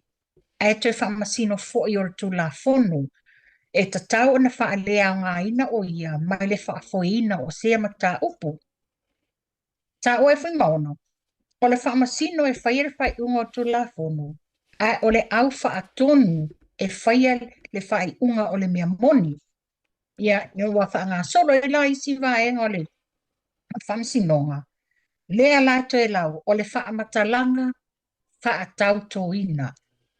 E lango ai le talo sanga na tu ina atu e fui maono le moli mau a unoi a lo fia Samoa masita e lango ai le mau fai mai o lo o iai se fete na inga o ai ia i le vā o le wha masino sa anga ma le ua tangi le ale le pule rimoni ona o lo o awai uma i la ua i le e kale sia la ve tasi o lo o umia ai e le wha masino sa anga tu langa i longa o le ti a kono. And this is from who? O le tusi le na o whamatalanga na o whamatalanga ai? Whamatalanga le whapea o whamatalanga whaatau tō a le tamā whaife au ia unoi a lo fia Samoa. O lala i o e le whaife au? E lo loku whaakasi, e lo lotu whaatasi tu lou le fionga i le whamasino i antalasa. Male o lo o afia i le mata upu o lea le pule rimonia. Ia fio sa o lea? O sa o lea. Wa whapea o le whaife au na a mai e le whaamanianga. E lo lotu whaatasi i le eka le sietasi. Ma o le whaife au fo ina whaalau i loa ina i le tūlanga tofi o ti a kono le fionga te maitai whamasino. O le ala o ofesiri ngeila. Po whera le e se e le whaasoanga whaiak. I le tātou lava wa inga lau tele. It's a conflict of interest. Ele o ka kongi ka mai pepe kau kele mala mai i lea me ka o conflict of interest. I so fina ngalolo fionga tupa. E moni sau noanga. Whapelo o iai se tūlanga whapea i tutono se whamasinonga. I le vā le whamasino mai e mori mau o e wa mōrila. O lana mata whai oi ma le ami o tonu e whai e lea whamasino. Whaailoa mai. Whaailoa mai a mea o hau mate e kalesia whaatasi e le mana o mia lane e te ua o ieni a fianga. A leo le nā whapea ia e tausonga ia pai ma la whai. Tusa o le ami o tonu le nā e a mai e le whaamasino. And then at the same time for ila, o le whaitalia la, wa e mai e le whaamasino e anga i loia. O le loia e whea ngai malanga client, o le aso fina ngalo le mele o whaaria mai whamasino. A whapea ma le client, le ai o te le mana o la e toi whai e whamasino le lau case. Ia o le tūlanga na iai. Ai o le ami o tonu al whamasino, whaai loa. Ma lo whaavitai. Ele ala se nga fo ile le marisau no nga ale sunga lo iana na fia sauni se leni. O le mangingo lava vaenga o mai le tātou tiro tilo ma le vainga lau tele. A o le kangaloa kusi lava. O le o loo avaku iai ngei kua inga mangei o le whamasingo. Nono winga, at the end of the day, o ianga ki whaia le mea sao. E peia o le me voi lele awange i avea o se ruru e lele e valvaro i iau. O tatou whaasoa kongu wange. Leanga ki ngā mai ei le loko le o le anga ma whamai o le ua matua tatou whaaleang. O ai o whaaleanga. E leise se o whaaleanga o lea e whaailoa i le atunu e lo loku whaakasi ka ngakaia. Mone sa noanga le fo tatou wawa ai umala vaile le fono le palemeni. O matua i matu ia lana ia tauia o lana accusation ua tau whaaleanga whapia. Ia o lesi tūlanga asiata. E le o se whamasinonga to tono le palemene, e le whaia le palemene, se whamasinonga e mamoli atuai e lawa fionga po o ai fo inisi o l'autostala. E whai mua le whamasinonga sa mua. A wa iei se whai unga, o na whai le po tūlanga le wa iei tala pa unga i sa mua. Ia a ole nei, wa me tonu ale o le abuse of power. Le la abuse le tūlanga lona tofi whawhai pule. Ele sau noa le whapea. Le o tātou e whai e tūla whono mai e tangata nei, le ai. Na wa ave se. O lai, o le mele u te fia atai, wa se whatura la utala. O lai ai lava tūla whono, o ke le ilopo le ase si kūla whono le mga ole a ngā e whau. E whau inga ia avakua ia. Wa kau mga o e whau e se kūla whono. E avatu whapitoa i lava hau i Samoa. Wau e o ke wakua whapenga. A wa o lea leitu. O lai ai le ka kūla whongo i vā whengarenga lea i matu ma au se ka lia mangi usila. I lalo o le whamasinonga. Me ka o le extraditions. O lai ai. O lai ma whai la o le merenga. O le mea e whamaongia mai e leo leo. O ngā ave lea i le whaamasingonga e action e le whaamasingonga le merenga o la kou e iai le pao a la kou ke whaia. Sei whatua lau ia manatua. Manatua. Ina watali le fionga la au le mali e toa. A whai e fia whai sau leo. Alu o e whai. O ngā o le autostala umama le media. They have the right to a freedom of expression. A whai la ua whaamaunia. O le tūranga la whapau whaamaunia ni e tua inga leanga wa e whaia anga i la fionga le atamaitai whamasino. Anu la ave sangatani. Ma o ina la whaia le tūranga al matanga duenga leo leo. True foi i le a foi. Le Attorney General. Ina ia extradite tuai la oi. Ia extradite tu la i le ale tūlanga. O le ale se o le ale angsala wa e whaia. A foi leu te whatu o lewa avea le feika wha moe moe. Mea kongule elena whatu e lau tala. Kusa o lewa avea lo ngai ka wha moe moe lo pisa pisa antu e le ngata o le palemene. O le tua ngai ma le fast. Au kei loa le leia la ngona iau tino le mele ti ngai. Leanga o au lava u te sa malai na tunga. Tangata ye le poa dale ale laka pisa mo wakaungo ese. Wakaungo ese. Ele o sesi ai tu e alaina o fai atu. Kusa pe fai sau ziungi la kapi. Kusa pe fai sau wa. E pe yo ai inga ngā whaapoa de kaunga e sau fai. E tusa lava po lea. Ave isi ka ngaka uonge langa o ngake porkiki. O le winga le whatuela utala. Sa maua la ufisa o ta inga. Sa iai se tasi, o iai kasi o yungi la kapi Samoa. E kai kai e whaiwhi au. La ule whai no alonga suafa. O le whaiwhi au e anga le yungi la kapi lea, po le au la kapi lea. O le makua le leia, kasi lea au e siampingi a, e tau vava lava ma au ia wai siampingi le keimingi. Ai kofi mai le poad matulanga uma. Ai filifili le whaiwhi au. Ave iai longa alo. Ave e sao whai, lea ngai wha mamalu a ia longa kofinga wha whaiwhi au. O i leu ke whai aku ai e me ka orka ngaka e whai mea maanga ia, marka ngaka e whai mea sao. A ore whaiwhi au e angare au e sira fia umar ko kele o Samoa. Te loa lewa, te le ta ua le sua whalanga o te whaarorungia. A ore winga o ke whai aku ai. nga manga ole la ka pisa mo wa ka kaunga va ko fe au fo kaunga le preskinge la nga ua a noa le tautua la na au tonu sa mo ai fili e fe au le me sa o ma fa pe i fo ronga lo kule ai e ai vakula se sui ola uyungi a vakula sa fa ile pot ai o ke me i ese a uia o ke me i la valanga at the end of the day ele sidi ko finga nga ilo ko finga fa fe au o le mele te tau vatua e ka kau finga ma fa pe ngar por kiki e ka kau nga ma fa pe nga po le ar ko fa alo nga wa au mai le ai la nga e upuia masakia malau manguia o le mele nga le pi iyo mafu anga nga le ke ro le ya lea la inga i personal issue was if I pule le ya ke au but I've got nothing personal against him o le issue lo ke kala ngo ia mo ko mo fai teko o ke le o teko inga nga ia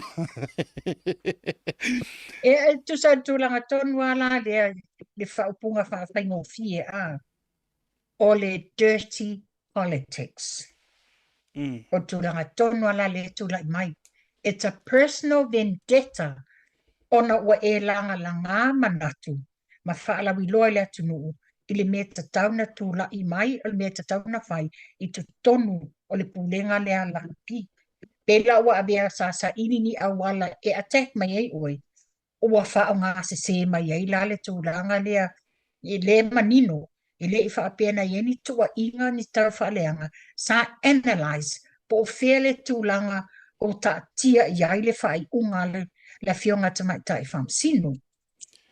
Ia, lela te loa tu paina e maua sau whaafonga maua i le video le ngō playinga kwangi. Io na mata mua ai.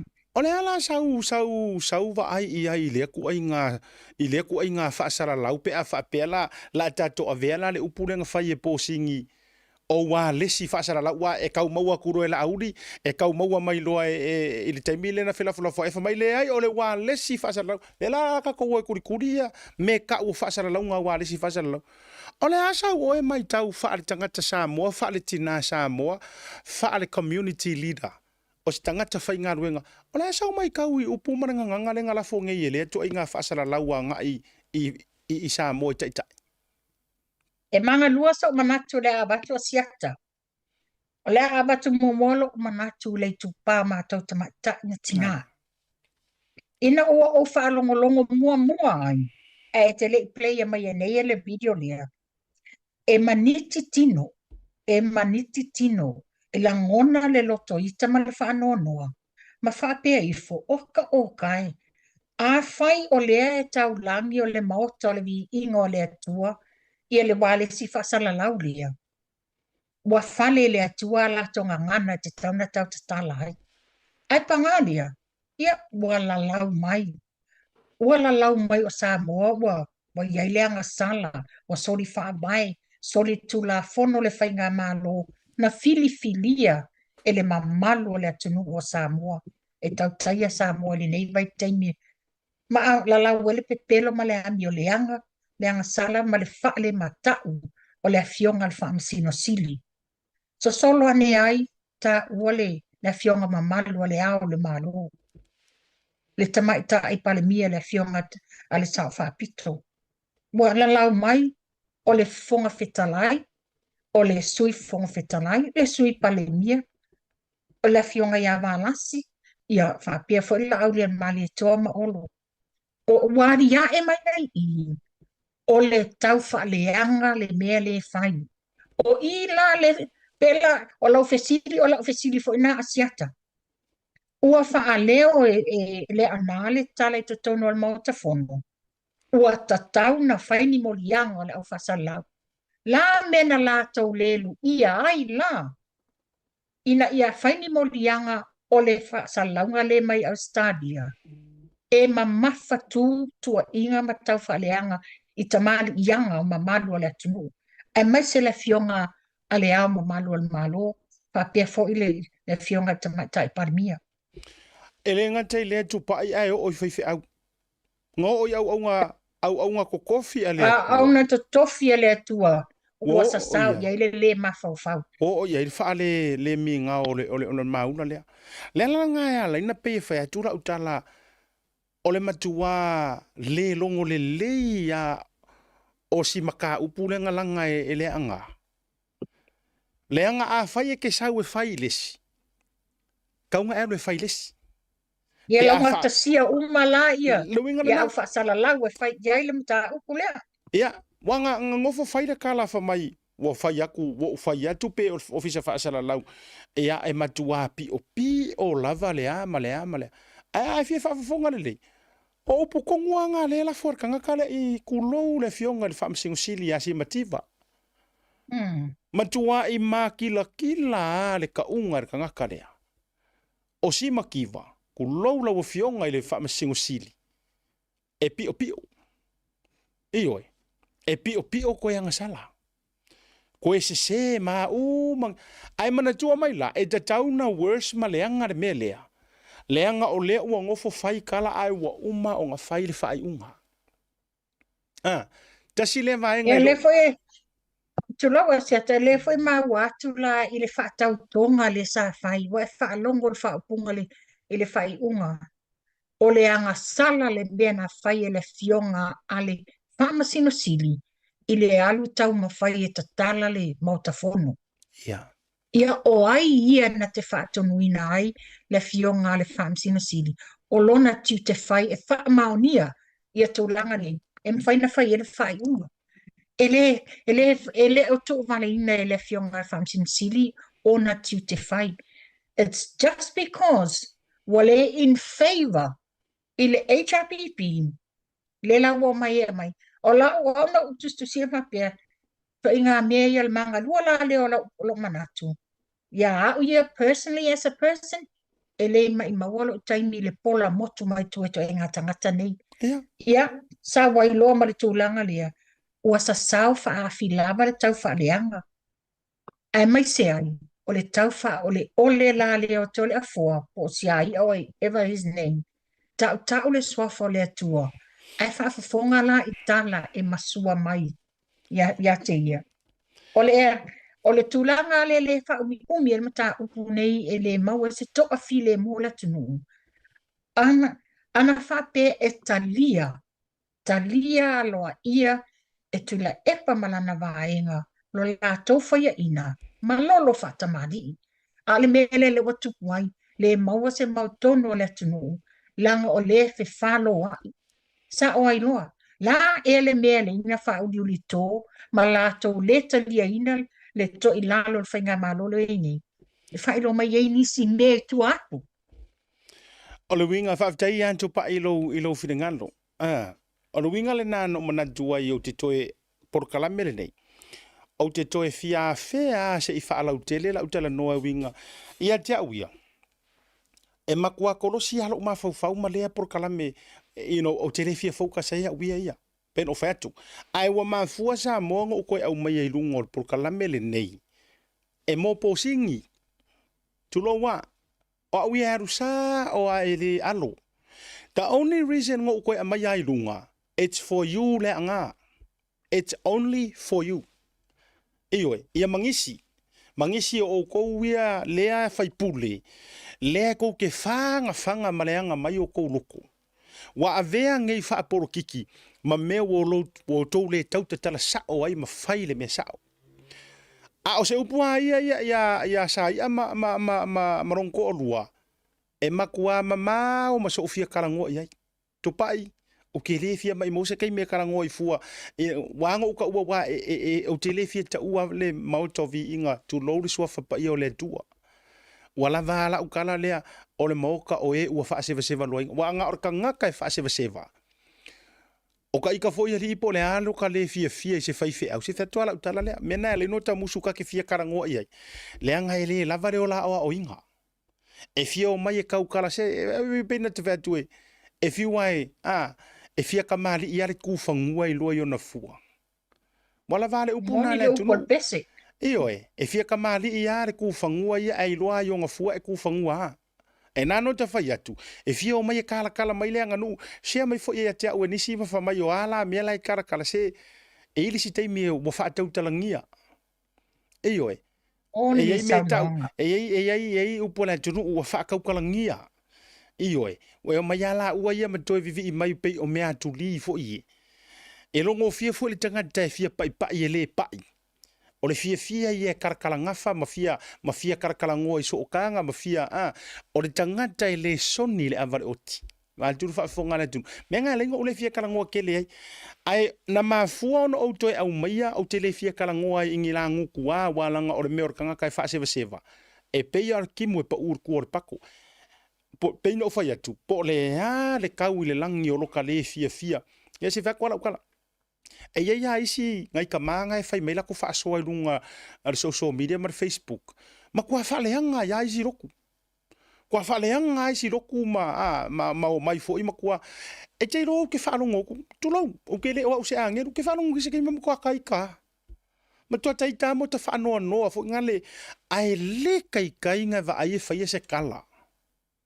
Leanga o te loa le va. Nga awa o inga ue o makua. A ua iai lo le upu faife au.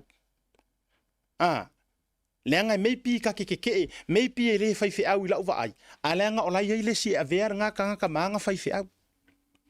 So, once o ke whaalongo I lo le upu nga, wala vara nga e fai ma, ioi, whaalawa lea moa. Mone saunanga siata. O lea le e ka le sia. A ua tau o le whaife au po le au na le tua. E tātou te ave I ai le whaaloalo. Le winga tonu le na, a o tangata nei, vai foi wale eise, wale koe ai se popole. E mafua mai, nga o lea ua wha seva. Ia. Iyo, nga o lea ua ola li soifuanga ua wha seva pau. A o le winga lea lai no au fai atu. Ua mafua nga o koe fai akua le vaenga lea. Lea ka lea malanga video. It's not for them. O leu ke manga o e whaafonga I ai le sui fai pule lea. Le sui fai pule lea. It's for him. Kalo sia la. A pe a fai o le leifo. Ise fau kua asiona wharetua. Ia manga ionga kau a inga. Ma wha pe aku. O le ala saukala le menga. O le ala saukala le menga. Umanga la lau mai le wha maongi o le au mamalu o le malo. La lau mai le wha maongi o le pāle mia. La lau mai le wha maongi o le sui pāle mia. A le mea. Lea lai no te whai atu. Lea ngā. O le a sau whaafonga. Whaamaka e le o le mea kongua le ngā saka kau. O ngā e masangi ai loi runga. Ma e whaapeaku le whonga whikalai. Au ke fia whaaku se lafo. La le wa sa kia le ngoa mamalu o le au mamalu o le malo. E whainga. Ai se anga le whai ai. O lan whau atu e sauno asiata. O te fia la whailoa I loa la le manatu o le fionga al minsta o soifua maloloina. Nia fionga ia malasi lua pito whanua. O le sui lea. O na manatu mo manatu whai misa. Watu la hanea. O le mea te whesilingia, no whesilingia. Le amatanga mai o lana launga. Sau le vaalele na amata ele bebesi ma mea. O ina silei. O e malama e I au launga o lo tapena nei. Po le mea o lea lava e te iloa e pepelo e le aise mo I o mea nei. A ia whaaleo. Ia whaaleo ona o lea. O lea nganga o tau whaaleanga. O le mafua anga lea la whatu nei la utala. Mele maua e kau kopi fua I skaidia olo. Le whatu a ui e kake whaise e ka alo manatua. Manatua ele I kua ngai. Ele I kua ngai o le fau. E fau le mea lea. Mela le waku fua fai fua skaidia olo ele masangi langa e makua olo I langa skaidi. E waku fua fai le skaidia ka fiko langa e makuku. Manga kua o kua ngai o kangaka I kua ngai. Manatua la oe. E ele skaidi nga a olo sa fai aso ia. E mana o e fai asinga mea stø aile ko inga o stui. Ioi. E manga o fo ilele olo. E musu kele olo e umase fongo. Ku lo wala o whionga mingiska o ngā ruenga se whakaika ia kuwa o mea ianga e ka ua mai ia ur ka pokalame. E musu fo ilele e uma se fono. E le iku la e pairunga ia. E peila e whapena. Ai manatua mai fo ila taktika olo. O si kaili la olo. Se ka ke fia mo ka akai. E ka ke fia ku sa o ngenga fa ma ike o lo se mea. Ia ora na ma o fo e to a e se lau e 5 miliona len fa pe na rui ile au saina ia na a. Ia ku ro runga marko inga a lau vionga von vjalai on me vi va sao. O ke le lo po fe sa wat sui ala o kadie. Ala o kadie e se a mea la e a. O le la pi e kau ka alo mai ai le a tu lo le si au va e kau fai mes kai dia olo. A ua matua ova ma le matanga ma le manga. Ia o te tale tonu. Wa lewa na ile tuangai to tasi ia olo a. O tama mātutua wa lewa na whaiel politiki. Ai o tama wa lava le malama ma le sila fia iala tu la fono. La tau te le au maiani me pepere wa lai lau tau te loa. E toe iai patatua o mea nei te ale sao ma le wha maoni ia ni maula tu te au maia. Ia ale wo atu nei ia whai ngoa loa ta maiti le au small sconti. Ai atu tam whai e kopi fua ia staili a tama matua. Ia le afu la nea. Le la ma ini ai la le tino. O le fesili la le te fesili nei la ea. A ato ne fasu valu i tu la. O fea le a sulu wai e a mai ni wha mau maunga o ana tu wa inga. Fai o le mana o e moria oe. Ale o te tua i tua i le anga i ma le fionga li. Ale min stau fatoanga. Ia, lau fionga tupa. Wau te lola pe i fōringa mai na misi a o e la le ata mana. Ia le na tupul fonu tanga ana nei. E la ikiki mai i ala ukingi pusa lea. Sinsira mai. E la ikiki mai kingi pusa lea. I whaila nganga. I whaila nganga waku ngā waka pāanga ngei. E o e ana le la. Ala o langi whaila. Tu sana o le tolu aso ia na whaiela na tala. A o whaila ia wala tu sau mai ia. O whaila o le e lua tausanga o tā pena. Lela na whaila o whaasoa e tele ia fio mai. Whaafetai ia i le tala oso. Lela ua vave a mai e ma whailang kāpenga mai e li mongi. Lela ua vave a mai e i whaamaka i le laro langi a kua waranga lewa live lepu e mai. Tu sa oso nei le tala oso lela ua mua a mai ka vaia. Au lele ia vea mea ia lela na awa a umaneila. O la ofisili, o lela ua tali atu le vaenga le sa e sau no iai. O la ua i kokongu. Ai, o lela ua tu iai le aso. Ona na sau noa le... Wo mafunga kofi mar komiki. Komiki la koke sa ilia la ia nga whaila ma nga pepa ngai nga mai. Fa mai le fina ngalo le fonga fitalai. O le si masina e toi tau au fiai le fono o le masina o aukuso. Ai ona ilona fina ngalo e mo mia se taimi umi mor komiti. E sa ili ai. Ia ele se fongo ia o ke topa. Ai whako ako e whaile fongo i le solusu marfa. E tau au fia le solusu marfa te sema. Longo winga. E o aku de kaimirenga. O se mea alo fasili le or kirisimas. Mo le ana. O sanga tike de koe lele e ai fafo marfa. Taku pe a o le ale le. O sanga business class. O sanga business class seat. Ia walanga o le taimito nor kirisimas. Ia, lono winga la e te tau loa na whai ila nga tiket le ngā le pe le ke le nga kokongi le economy ai la tu mana o e li fose keinge e unga ia po se tamar mala o le vaalele e ia whape mai. Ona o lau a fionga o le whai pule po le minister. O le mea lea, koe me ima iai ke sau e ke moe ma e ai rumo le business class. Wai whape na? Ai mo se update atu. Oe wha ai loa mai ai i. Ia sa o e lau sa nuanga. Ua whaanga ngana ina. Ia, le nā. Ia, whai mai ia upua a tamaiti. Se ana ele tau tāla la vele i loa te whaapare valea. Ia, tulo wa la upu tu sa o ala ko kalame asiata. Wa ti lo iai. A whai e te alu to tongi lo pāsese le economy. E te alu lava te nofo le economy. A sau a mai lea tāla whai mai. Ia, o atu nai mātua ne tinama ta mātua ono nofo i tua. A lewa ngon nofo i lumu. Nama whaina e alu te whai whapena e te tongi le economy e ke sau e no folu mal business class. Wasa au lola le sau noanga ning star.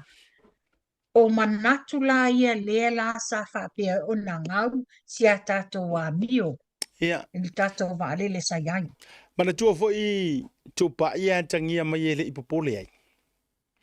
Ele ipopole ai. Ele ipopole lava iai pe ngau pele ngau vai lai manantu yaso o le launga lava lea o mata upua nei talu na tau au fia le fono usua Samoa I lalo o le whainga malo o le fast. Au tau au fia le palemene. O le maka upu au kua lea o karangoanga. O le vaalele. O le vaalele. O le vaalele. E mafua I se a ua matua misi ua matua motu le pau falawa. Lea sa matua ta fili sau noa. Business class every day, all day. A lea la ua toi o mai ala tau tau mai. O le economy class sa kokongi. Ai lono winga e mawar toi ngā mea fo ilele mana o atu upgrade I lunga. I lunga o le masani. Whao ngā leo ruma ngofo. Tusa o I ua whaailoa mai ai. I le whao ngā se ina. Le abuse of power. I tō whinga le mālo sa iai. Me inga o te tongi le economy na nā tau nuwa I lunga whesiri lo I teina rālele. E o avanua ia. Yes. Tūlanga nā le iai. Ole whainga le nā. Mana tua fo. Lenga fo alva alele sa mo ai loa umai e loa umai ngai ga li maka mai kai whainga ruenga e o fo I pule. E o a fo ia. Te loa ai se mea man nei ia te ur mele. Tu loa. Yes. Ole akau ke loa uma ua ka ka pa sese. Ai sa oi for kala liska ka o yenga ngok fa ro ngo vi for post ro. Ai loa ele nga fakia o fer wa I mare oi. Oi. Fer tu oi fo. Ai loa ele nga fakia ko fe I so no mare oi. Now, with due respect in tangata if I lave e te tau ma fa lave fa fo sei. A lo winga le na fa ya tura utala le.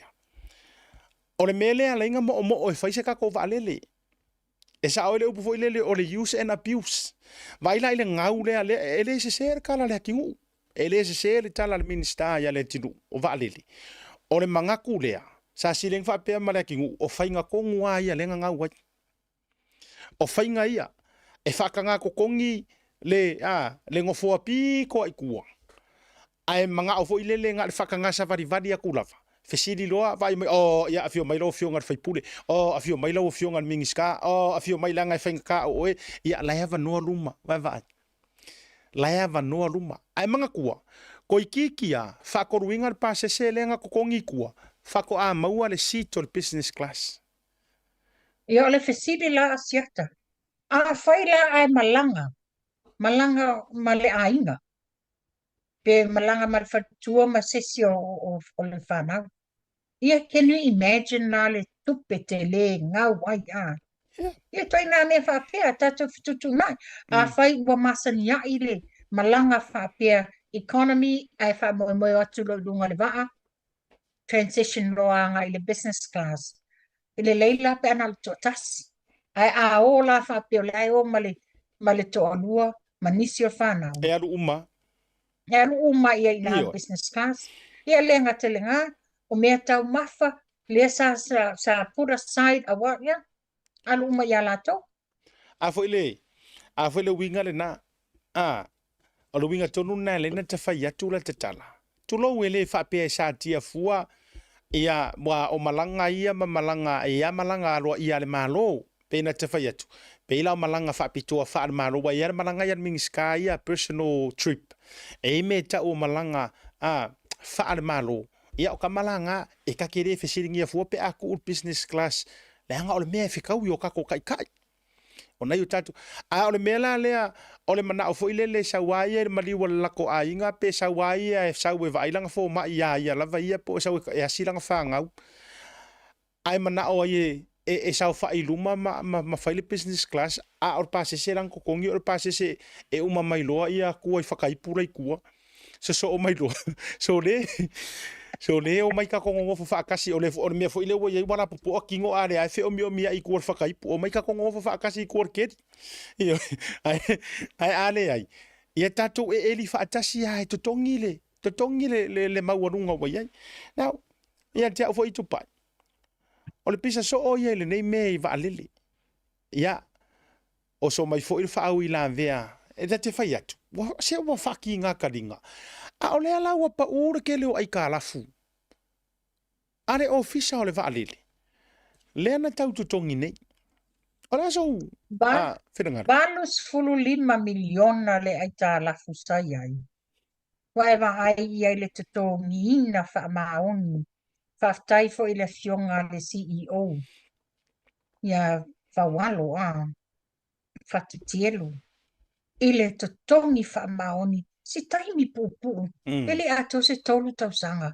Te tongi balus fulu 5 miliona. Le ua toe 5 miliona le meo te toe. Talo faz tato whainga mālolo i ai. Na tau nuua i te tono le mautafono. A mata le tele o le ngasulu ngalalo i ta lafu ma mea uma. O le nei lava, o le ato e whai ule le pae inga. O lo o ngā lue puno wa i lava. Ona o lea, o le moni o lea lofa i lava ia i Samoa. Malo whaftai. Na te toatu al tatou malolonga. Ioe. Whai whalau puki. Ioe. Hatu malolonga pupu lea. A foi mai. Toi whaau le mai whasoa. Ia, ma le fionga e tupai. Mo tupe whamaponi Samoa, mana tualoa le Pacific Easy. Olo whaau pere tātu whamatoa nao le 5 tala te tongi mo tupe whamamoli pe ae whaunga ina le Pacific Easy mobile app. Olo avano fo i direct transfer te posi sa wailo tupe le tātu account ma whaatino la fo ino tupe whamamoli lungo le telefoni ai ngā whapitoa. I oe whaasauni loro teimi mau tupe o tonga tale pensini ai whaunga le tātu Pacific Easy app po le direct transfer mo tupe whamamoli. Olo avano fo i o tātu ofisa i o Tara o Tāhu Humba Mangele o tātou la silia ma le fitu se furu wha sopori ai New Zealand. Mo nisa whamtalanga wala aule o Barcelau o tasiono ono po numera masani au kilani o le lua fitu ono fitu iwa fitu wha po le lua fitu ono fitu iwa baru wha Pacific Easy o la ba anga mo tupe wha mo boli Samoa. Talofa Lava. Tasi Market is here at the Mangere Town Centre, the heart of South Auckland.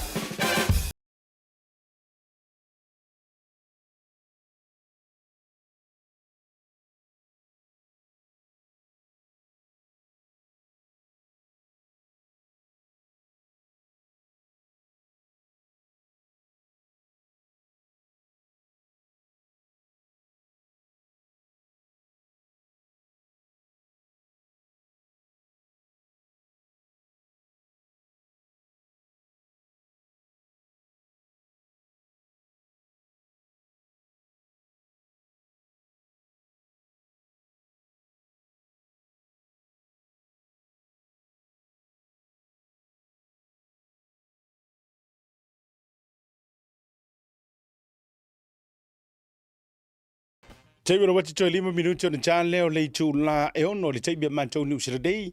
Ia na ona toi wha mana tuatu awane ngalo le tātou maketi le aso a taiao. E nā le mota sa moi mangele mai lava le taiao. Ia se ia pa ia se teimi o le awa uli. Vatu lo ainga suatu tala awatu mofi whawhiwhianga mo oe le naso. Aso a taiao. Ia whaatau sau papakiu, tau mafutanga, ia whaatau ni mea tau lima, whaatau fua whaele leanga, sa ili fo i ngā ruenga, sa ili i tūlanga o fisoso ninga mo a inga whatu au mai le quarters, ia mai se fo i o whaamatalanga i winga i le whainga o laisene, pe whawhiona maua fua laisene, so se laisenge ave ta vale, ia fokilifi, laisene securities, o mea uma whapena, sa ili se tuainga to mai, ala ngata fo i lea restala i soifua maloloina i o unanga healthcare providers ole ai uma maleano anoa yo nisi o tatu o unanga e maua uma ina le loto a le mauta Samoa i le aso a taeao. Ke sainga foi lenga vai mai runga stories na vatu e te maua fo ina ma le Tasi Market o loo fa alta winai ia o loa ia le tau sa ili vai fo ia wa fonga tau mafa le tatu watu no. Toi whaatalo whaatu le nei taimi le toi fo i mai. Ia tātou fo i runga le program auto te popoli fo i komengi. Le ia le tātou whaafitai ia la tau o loo tau sia le leia tūlanga o tātou. O le ia komengi whaapa urua ia a le ahe ngā lulu e fo i le tātou team. Ia e la tau te whiotaina makilia ese. E fo i le si vahenga e ua tātou te ano fo i o se o le kali le vale kele ma vale vatu whaafonga le atunu o le talana tusi. Ai malo lava ya tātou o lo o lātou whaongaina pēle tātou lava. Ngangana lelei ole isi vaenga au tai ai lava lau fionga tupa i te mana au whaasoa i lava ona ole mata ole vaiaso ole pale mene mare whono usu. Ole si vaenga sa ka ui la fonga ale whaipule lea ia lea ana posini. Whamai, i lana whaitau, i mea ia kukupu i sa moa i ngāo inga leo ako i masaperu vantu ale whafonga la tunu. Kei lo le video le nga uvatua i lunga i la prokalame. Ka ilo ai sesi video po i ingi sa peru. A le video le nga uvatua i lunga i la prokalame le nei.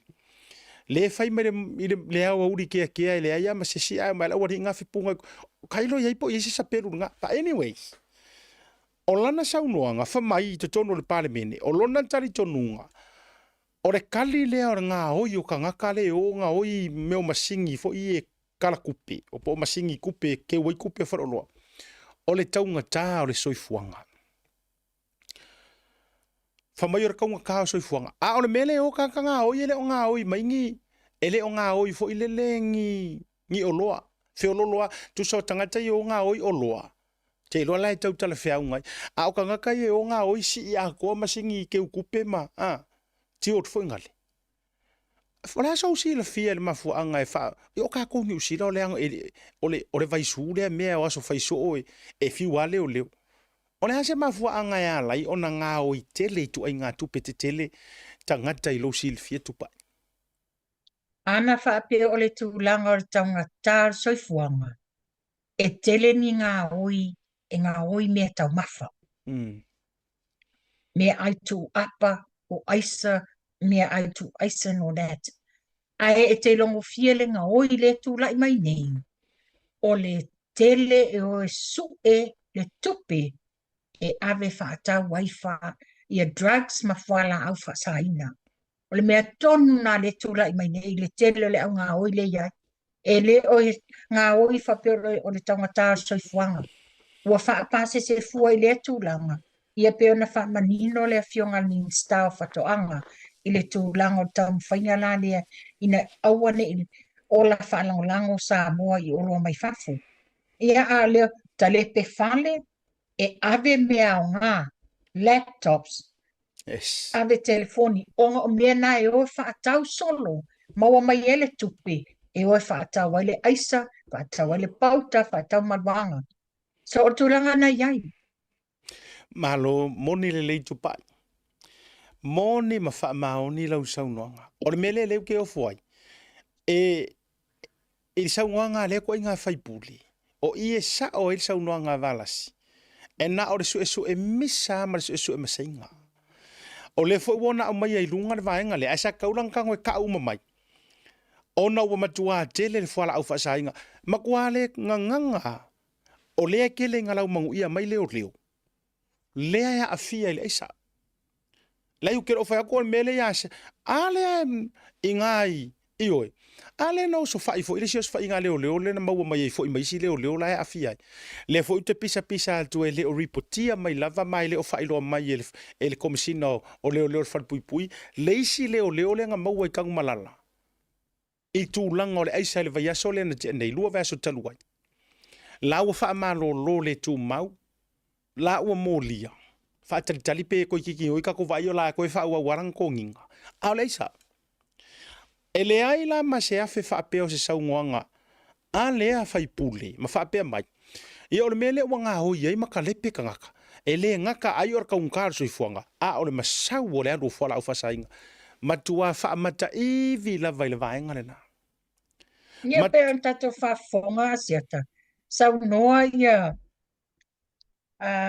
wai fules whawhamatai o le tina ia kika stawas. Ia, tulo lava ia. Whai malo toa. Whai malo. Sau noa whai malo toa. I le tūlanga le, i le tele o le matautia o le alu i lumo ta lepe whale o whala au whasaina, drugs and everything. Le yelo na popolenga ona o tatou tali ngā malo. Le ta e alo i Samoa. O toi ngā mena sa tauna mai e whaipule lea. Le wa amai na le whaapito tasi lava le tau o le ngā oi ina ia tau whaaleanga ina ai le whai ngā malo whaape mo tau ngata le soifuanga tau talu whai ngā malo. Mantua fo i e siata. E le amatanga fo i a fontanga paya ina ni. O ia foi le na au mai le tala. Ua onge le atunu. Yes. Ua le aini, ua onge le atunu.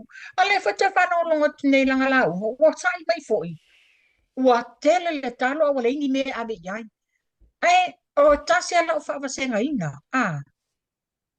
O whea tau te, la tau te sila e ngā luenga fitalo o whea ngai male fionga minsta o whatoanga. Le ua tatala le tatou Export Authority. O la le mafuanga. Ina ia fesosoani i le au farmers. Ina sa ili marketi e avi ai. Ale wha sai mai. O whaafi. O la whaila tala. Are you blind? Po le mea ia, you know the reality?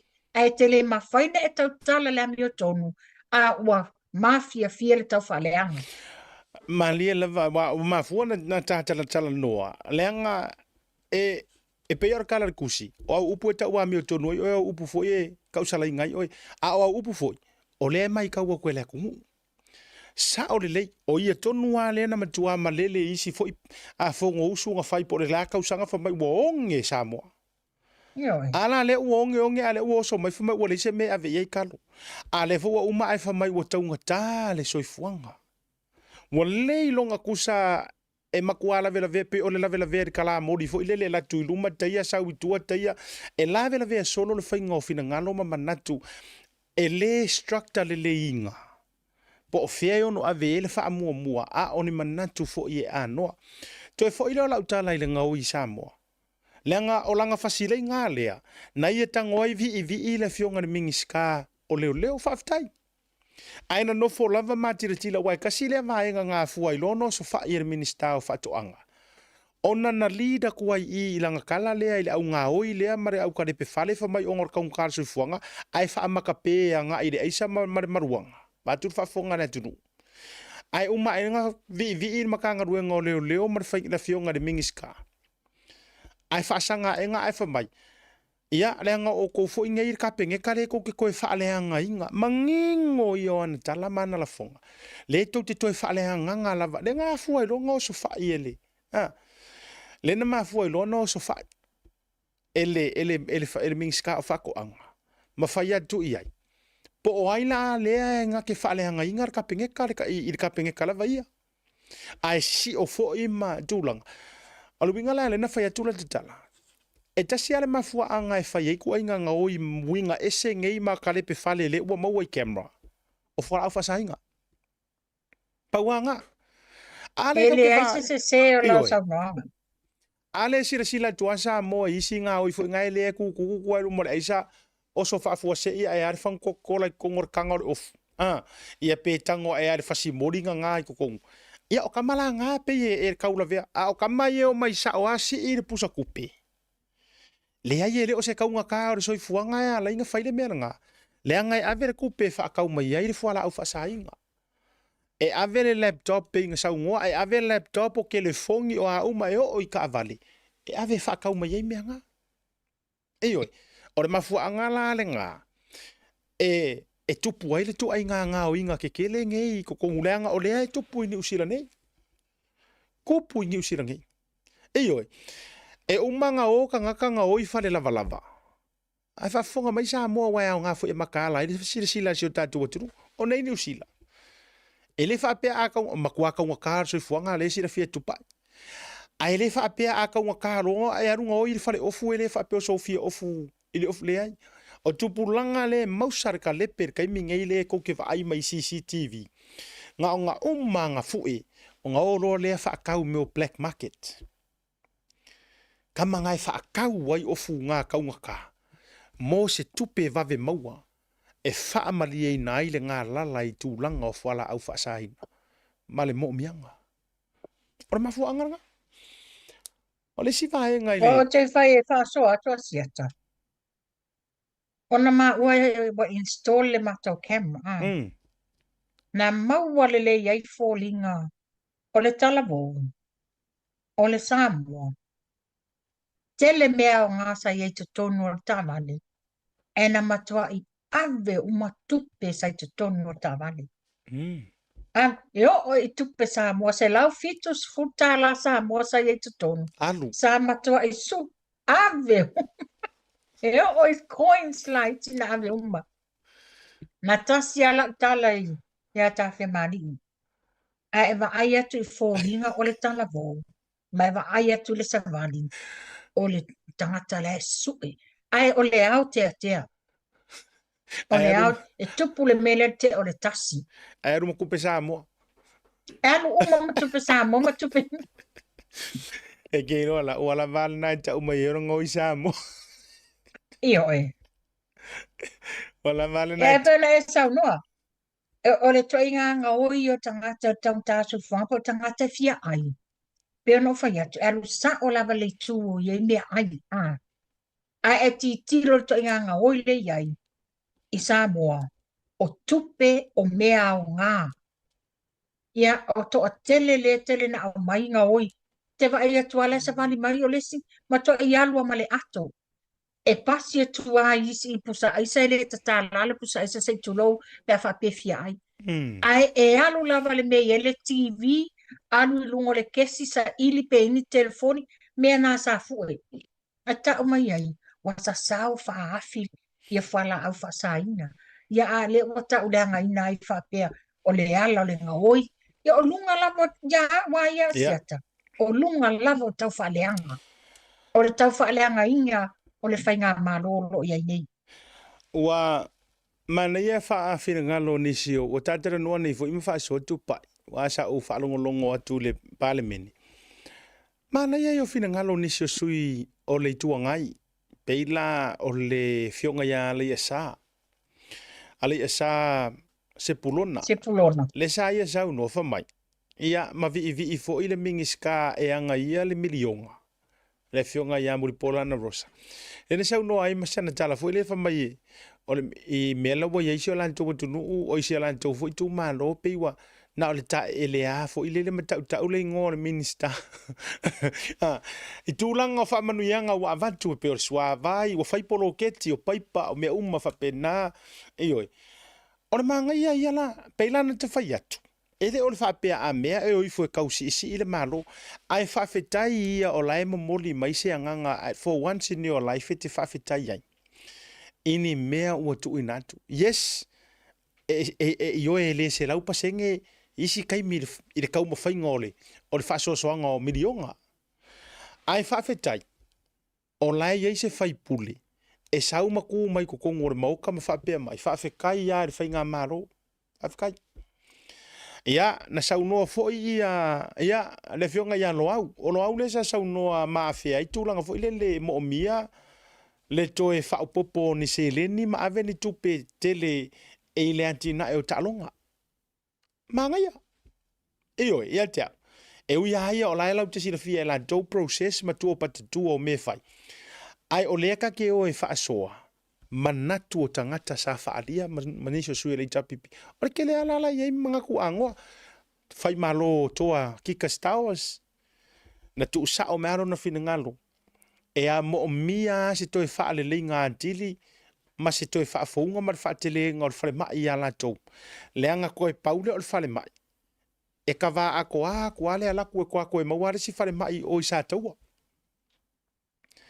Lala e ke le o le anoa ia toi manai a i o wa. Ai ari i kama vo i e o soku ai, e se a fo i le me o soku iai. E ia fo ita mai matua pantu lava matua e se lava ia o le sila va nga wano pikia mai fina ngalo sula man ia na ia sau no ai fo le man ia o le poloketi o le miliona ai mo mia le fa va o nga va ku ia me la le wo ka le loa po ai kongu la le fa ku ai wala nga o le sa fa tala no tu pa isa fa tala no atu lungo le lau le nei mari tatou officer le mingiska o tupi. Le fionga ia lau timu ia. O le saunga kongwa le lau kimu ia. Le fionga minister. Wa levanga fia ave kupe kua. Ai kuai mai ko konguri poki.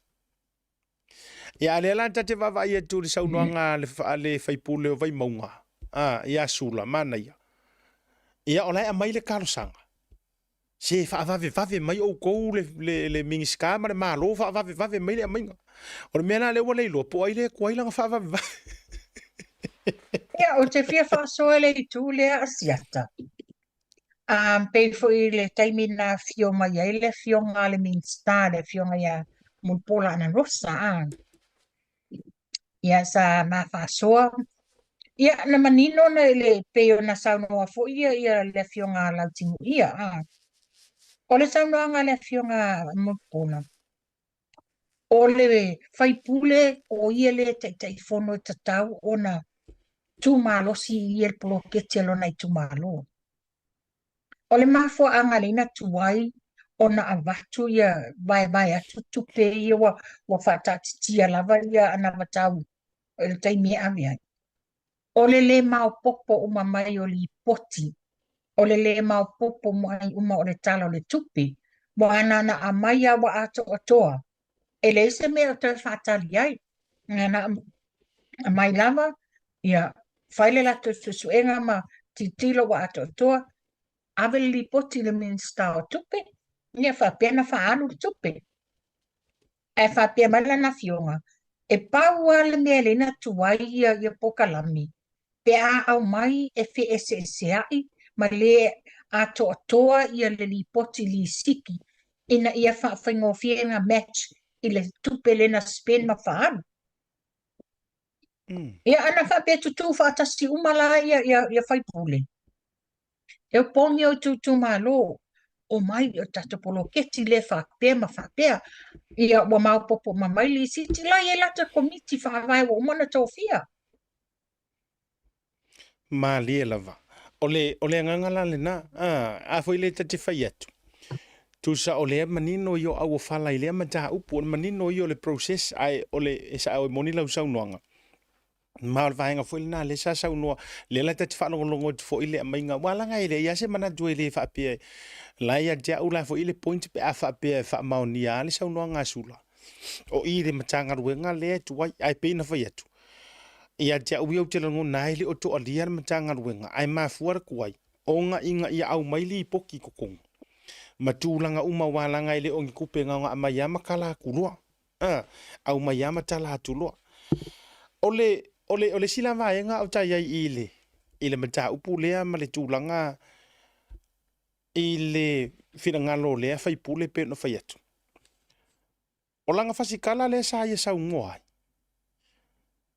O ka kou e whainga. Yes, lena e sau noa mai ai le taimi ua whanu. E ongo sa ki ai la wai a kakau mai ongo a veo se fret. Does that sound like a fret? Whamanta o se tala pe e kau whaamaka. Le whainga o lea tu ai ngā la fonga. E pule o ka kou e whaia kongo kanga kaia. You know, ina ua sau noa ia lea ana i la whilawhilawha inga maramingi skawha koanga. Bea no whai atu mo muasiata. O le mea taunua le tau o le tau whamatau. O le mea taunua le tau o le abuse. O le power whapale meni. O lo manino ta whatonu. Pūlenga, pale meni, ma le whamsinonga. E le whaia la le pale meni a Samoa. Le whamasinonga e whapea ai. Ina ia whai se whasalanga ia tātou nei ma le ai. O la e le whai e la tau. A le la o tau se senga me o tātou e whai le tonu mai e tangata nei. Since when was sui ai le afo le tulafono le constitution na Samoa e tuku iai o tātou e whai me tonu ana tau o le tau o le matau whaasese i le tunu. Pei fōringa whamatau mai tātou nei whafo. You just go along with the flow o ani mea ia awane e o taulu ia maia ia le tuangai or whatever. Mana tua mai. O le history lea no tawa ai eita ita o tau a mai ai taimi o le HRPP. O le wingo o lau tala, I think o taimi ea o le fionga di to ali ia tofi lau e ti alisana. Le sa iai fo ile case na ave ai le HRPP le Samoa Observer. O inga amaka mai ai ma whaasau ai lava. Le tūlanga fo ile o le makai kuinga e le malo. O media. Ma kau mawhai ai loa e control mai ngā mea e kau kakala ma mea e le kau kakalai. Oi. Na sau e whaisi umi ke le o ai atu ila epa wa leva na whai mai le vā lea o tu ila epa. E o are kai mi wa kau whaakuru whai ngā mālo wa umar pāloka. Sa ia le ia te au fo i peina i le video le nasa whai eli sau ngonga le ngā atu ila epa. A ngā i se tasi o tusi tala le observer. Ina ua e fesili aku le kamalea. E se fesili e winga i tūlanga o le lato whaalau i loare ngā oi sa vai. E ngā ku whaisa lolonga. A o whaatalitali ai ia le unga le whaamasinonga inisio. A e le fia kari ai kuila e panga ika iai. E le fia kari kuila e pa le vaenga le nā. Ma manino ai le kala kuila e panga whai kamalea. Ia o le mea ngā o mea le porkiki o porkiki o ese porkiki. Fesili lo o fele ngā ruenga ke sau wai. Le media e whamai tama. O ke sau mai le newspaper observer. Whamai marato ina o kou la isi ka ngaka ioi. Whai kala se ia o upuia. Le ia te au le video o le vaenga lea. Ma whai ai fo i matala. O le winga la ia tate whai atu. E le o le observer le au ngā o lau tala. O le au ngā o lau tala. E matua whiika lava ka ngaka ngei. Ai e iai se mea e le o ngā kasi ai so la kōwhinga ngalu. Ma ngalu e ngā whaamiria. E matua i o māua makau mawhai e control. O le visiri lo mawhau. Ai se a ngā le mawhai ai ngā la tō whaia la se su a ngā ia John Campbell. Why? Ai se anga makua expose kua John Campbell le aingo kupe o su ngami. Makua i whai loa e Campbell le lalolangi. Tala tangata mai sa le apanga. Au whanga makua ia le ipaka. Lenga fisiri ngia ka maroa kasiar kala kai le yo oku ngā. Me alofa manga mea. Morning. Ai se ala le mafua anga. Nga mafua inga le mo lia makau mawhai e whaise mea le anga il palangi. A lea a tapisa antu tustala sa moa ai kau mawhai e kikinga ilano. O lea sofina ngare tupai. O le tulanga tonu ana e tau o le discrimination. Wa ele mawhai na o e su John Campbell. Wa e whaasanga mai John Campbell ye tua patatua. He had evidence. Lea na malanga atu i sa mo John Campbell. Alu i tua i nuu i tua, pu e mai yata, that is evidence. E mana tua foi la. E iai lea ia ona o tupe neina sa ili, o tātou uma, e le whapena o ni tupe palani. O e mau, ma tātou uma i tono New Zealand, it's our taxpayers' money, le na koleki, a vele sosoani i Samoa. So therefore, e iai lea ia tatau, ina ia accountable ma transparency tupe nei na amatu Samoa. So therefore, e o tangata nei e follow up. Po o sa o na wha o ngā tatau tupe nei, a le na manino. So le lan tato wā ai umai na ua watu John Campbell fesilingia. Tau te tia shate tu la e pale whaitatoa i le uru se tu lo o John Campbell. Ona o le musu e loa le mea moni. Le na pepelo mai leo whainga o le tupe na maua. A le watu John Campbell, ai te mais uma tupe na donate atu atu nuu esi. A le la saula ia tātou i te tonua le autostala i Samoa. Pe mana o tanu i lalo. Awane tō whaariani mea na mai lolo tūlanga leo le abuse o le power. They abuse le power ina ia tamawhai whamatau tangata. You know, if you speak out, you ole a o le tūlanga le ia te oi. That's how I see it. Whaafitaitu pa i lo whiringa lo le nganga le nā le ina te whai atu ma le whaanoa noa a o le pi e sori muri vai. E o la lailo o loto le tala le na whai atu. O kala e ala auri le nga whai ia i le sui whai pule, i le whai pule le o sa whata mua. O le ala aso solo aku le kuai ngā porkiki le anga le ia oi. Le ala aso solo aku le oi le ina whai a whono toi. E oi, te mi fo ina vevesi e mi whono toi. Le whai la aso solo aku le kuai ngā whainga lea. Nana whai atu rau tala. E le ingata ia John Campbell na le pālangi ngā ruaku. Na atu for 60 minutes. Ina ua o maia le ngari palangi Australia fo ile le nga fa malosi le si pango ka fa kolunga sola itua ai alu atu le li nai tua le fare matanga fo ile le fale lungo le o fo ile alu atu tu lo sai ai le tama ai fa ia mionga le nga isi to luo le palang le na malanga tu ai fo ma le 60 minutes fa tala noa le ta yo le atu ele I alo kamanga ile makua expose mai le lalo langi le au fa inga o milionga ma milionga o 8 mafsosoani au se talia a vaku Samoa e fa le ia ile o nganga fa pui pui ai aru kamalo ka milo o le pa e na ta utu la e pa la fa tal no ai aru kamalo ka milo le pa o pa fo e pa povi le fence le fa mai was around le fence ma o mar pui pui ai pu e mai le live al tama lo ai luma ile tatou fa pui pui tuai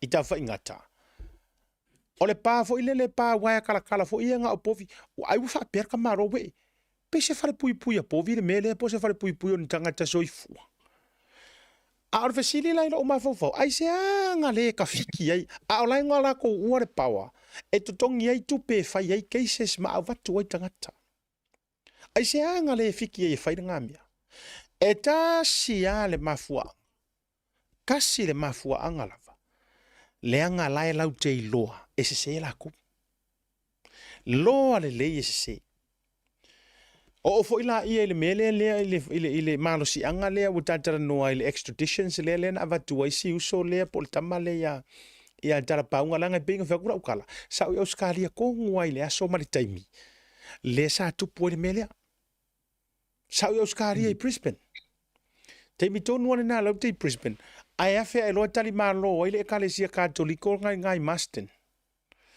tali malo I ngai ile ioe ile taimi fo ile lo malanga fa tama ita ia le ali tatou va le fo ile ar sa mo le wanga ka ko kamare o ka ofia o le ulu ale malanga le na fe ina na o so fa ia I loa matongi ai loa se kanga kaile kanga pe pauru pua ama me fa pena e ma fuala na faila te tala ia o ko inga cases ma me fa pena le anga sa tia ai ma under threat ai le pa le mia o Samoa ia lenga ka ilea ma cases o tūlanga I le tau pulenga e wha o le oti.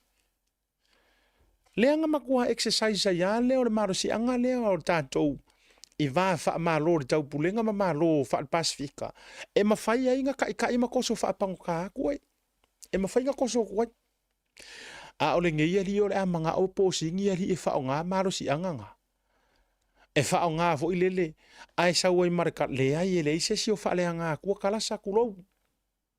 Kurowa le ai ma sesi o fia fa le angare fionga de fa masino ai marafua o na tala noa I ai ma fa soa I ai manatu lo tele le anga I ai le mele na e lo lotu fa tasi wala vale nga e fai mauru kala e kala ngoa I ele to tele ya tupai o le si me te fi fa soa twaila asia ta we tala ina ia mana tua fo ile o iai ale fugitive tatou nei Samoa o le ana sa ili leo o mai le so e leo o mawhaina na extradite I Samoa.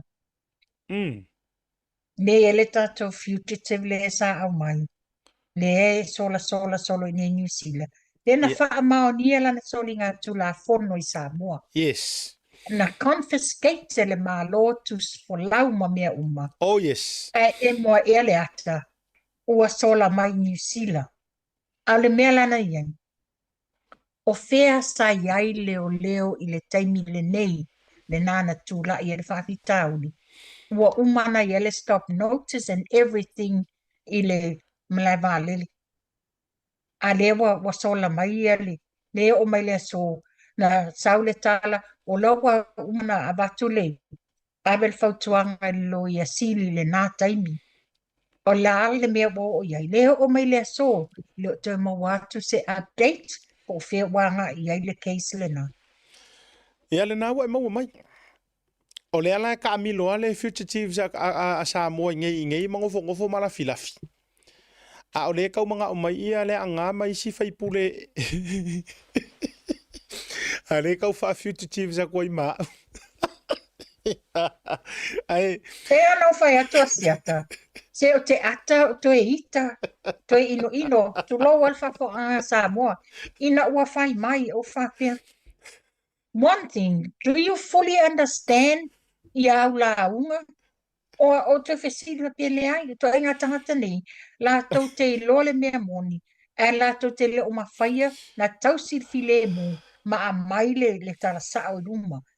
Ua mafia fia le tau whaleanga. o le winga na O le tūranga sao ana? a foi le winga na le no fai atu. O le tele i o tato serious cases, more real crime. Real crime cases. Tangata na tau whaavalea i tupe i Samoa o a umana mau mea. Ia, o le alava e te tauna to e whaafo i ele o mai mauai.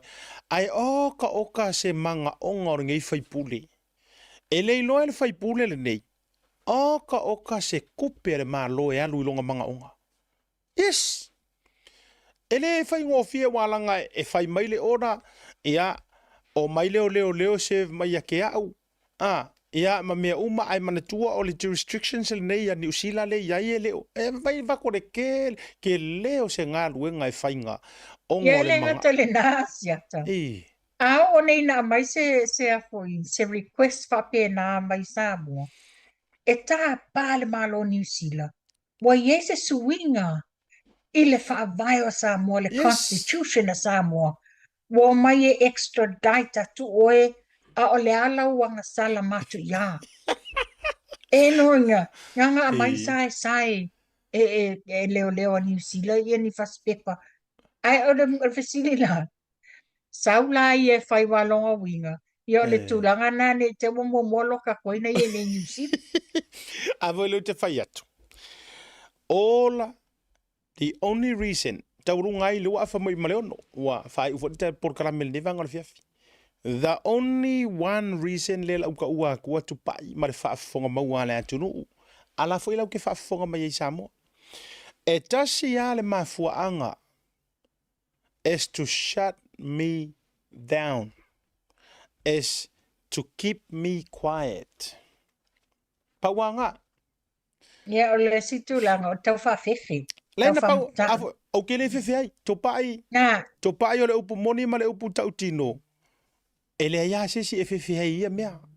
E oa fo i kuloua, e oa fo i se vaele mangeso ai. Ai o te whai atu. E kasi ale la co-purpose. E whao ngā uma mai, e ui e leo toi to tonu o le maa lo, e ui e leo, a le whao ngā, es tu, shh. Sa ori kau, shh. Don't. No foi lalo. Shh. Sit down. Quiet. To tele nisi sa tapisa. Se whakula ukala lea. E lea a fia fua nisi ai o te whai atu. E o isi au wari i anga fia kusikusi solo mai lunga. Wa amakanga o vai aku ware koe kusikusi wa ka amimilo. E o aku o mai lunga tau taia e. E o are kaimi o ke ka amilo o kua ia uko. Awana ingalo. O le atua e wha maoni. Ioi. E kelele i la kou sa la kou fia e. Sa la kou fia e la unga e fia wha amio kongu, fai porokalame, fai kuskusinga, expose e isi. Tangata fo i sa la tou wha apia la tou e. O le mele sa aweile kua. I le fast. A o lea ua o whaarongolongo atu ua o maua ua maua whawhatala wa le ki oa le koe pisa i runga lesi au vaenga. Ona ua tolo fia mauru fia e anganga leanga. A fo i lau te whai atu tupai. O le filia o le mea le o le kaukara sao. O le whai mea pio. E whaakau. E whaakau ro oe. O lau tala leo te whaiso. Whaiso oa e malamalama le leisi o to olua. E malamalama le leilo o ainga e malamalama fo i e masangi la ukalangoa. E malamalama le leila ukala lea. E kusa po o le alo umativa. E le parapala le whakawhaka o lau whee. O lau tala lea. Tupai, o lau tala lea e whaiso o ia mātou we vanga ma me uma whapena. E kusa fo i pole alo umakiva malo ule kango lima. O ke le ai la pisi mo ai palapala ina ia maua se mea. No way. No way. O le urupo o ngei. Ua masangi le moe marong kamai lungo le wafu pe awa kulva wa umwa wa le maua se pase se o isi sifo. Waka masangi le moe le wafu. Waka masangi le mangeso mai kanga ka amu e sau. E usu mai ai isi sifo. Eoi. E sau fai mai lungo kanga ka amu. Sa o wola mai se o langa makiva. Wa masani ai le o langa lea. E le sau ala se si kere ngianga kupe whakau. No. A e sau e mai sau kupe whawhikai vi ia le li. Thank you very much. A e le ai. E le ai e reo sa o nganga o le soifuanga. Le anga o leo wa uwa ai atu ina inisi o tangata na matua ngale le ua e a pei o si kailia. Kulau. Pei o si kailia FBI. Pei o si kailia CIA. Pei o si kaili. Nei. Tele o langa a taula FBI ngar kasera FBI lau kei loa ngā lau ka mau taula. Ia, langa lea lau FBI mai lo fuko au loa FBI fo ila rio. Iyo. A o isi tangata iu te whai atu ai. Na matua ngutu leanga nga ile HRPP. Exposa e lea. Ia ua musu mai fo ila ua angiru kausi. Ua kolofia. Ua ulu ai fo i le ke mongi. Le ua le tau te tala ma le toi post i lunga ma le toi ngangana. I wonder po o ngisi o pepa o su enga lele nga lau ai kokongo ole mauka fongo. I wonder po o ngisi nga o su enga resi au fia su enga resa yenge. I now know fa amatali e tu fa pena. I peo no fa o uia. Le anga uke kakalo mo uanga pongi tūlanga o whaingo le porkalame. Ele ako koa, o ke le ako koa, ele ho skakai. You know, I'm no perfect. Na ostanga te tau mawhai. Ai foi se meu te whawhita ia ui lea tua, tu pa ia na lafo lea tau alunga mai sau no. Ai se meu ke whawhika ia lea tua. Au te whawhita ia lea tua, ia, ile nei fo i taimi wa, ia masi au whaiwhai au, masi au, eoi, ta mawhalea nganga. Male nei fo i tō vine, e se le maanga ia o lau whalongolongo, e ki roa ka laku le launga le aso sa, e launga mai le upu. Pea le whatula utala. Lala foi le alengo le, o te le popo le foi le tauina o se mea ta tau ona whailua. Aleanga e sililo o maka ui le kua. Ngai lo le whaafefe mai o hau se kangaka. O le alu foi le whare pui mana mea. Se o le maanga ia i o Mandela malonga o langa. O le manai i o le talaanga o le kamaloa o Mandela. Nelson Mandela. Walk maya kamaloa le whare pui, walk maya to freedom, alua. Angai whapenga. O le alu fo i le whare pui ma ngā mea i le kou whaafefe. A kongo e mawhainga kou whaia i kou wanga pio. E mawhaina tau whaia. Le anga ngā whaafare pui e ka ngaka ia sila ma paulo e au ngoa ma se malama. Ngā alau e lea kua. E lau karangoa wai mele le o le mea tōnua lea leu teiloa. Lea e whaalafilafi mai kua. E whaalafilafi mai tua. Whaapea te aluatulo i Samoa. O na whaila ia leo se mōlianga wau. E uia o ngei mōlianga. E le ai lava ngi vai o ngei mōlianga e o ngi maka o mōlianga e le ai. Ai a whai wa tatova ai atu le ile tūlanga e sākia ia kangaka o lea i whaalea i aira makanga nuenga o leo. E iailo lako malo si anga e lako ke whaku ai se mea. Le wau kau akua, le wau kango make i akur kupua a laile i lai kau whai. O lea lale nā tu pa i le whaafonga mai a lea tunu. And do you know the thing? E lako ke le manga ngā o fo ile le mōria o ngo sesi ai ku. They want to shut down Blue TV. They want it. Leanga o le moment e lako ke ave ai mea ia. Ia. E ere ko inga me fo ile le kupai. Pa mai ia. O le la pe yo la tu o e tu langa walanga ile ai le mawhainga e koe kaukala ile koe. Ke lola o e ko songa ka mai o le melea. Longo winga e pa wale o le pe yo le hearing fo ile le koe kiki whakau sanga lima kau sanga o ko soa ile mawhai. Wa uloa. Wa uloa whaafkai ke le lava wa uloa. O le ala nga. You know? O ke le ma o mi o ke le kai ngo o wila ingia ko ave se fare pui pui. O ngalo ya o ko o history o le ainga ngei kulowa. O ngalo fo i o le history o le ainga nei ia. La wa fionga ko me singa makanga ka uma li mongi mo ko wi ko ke ka pule de mele.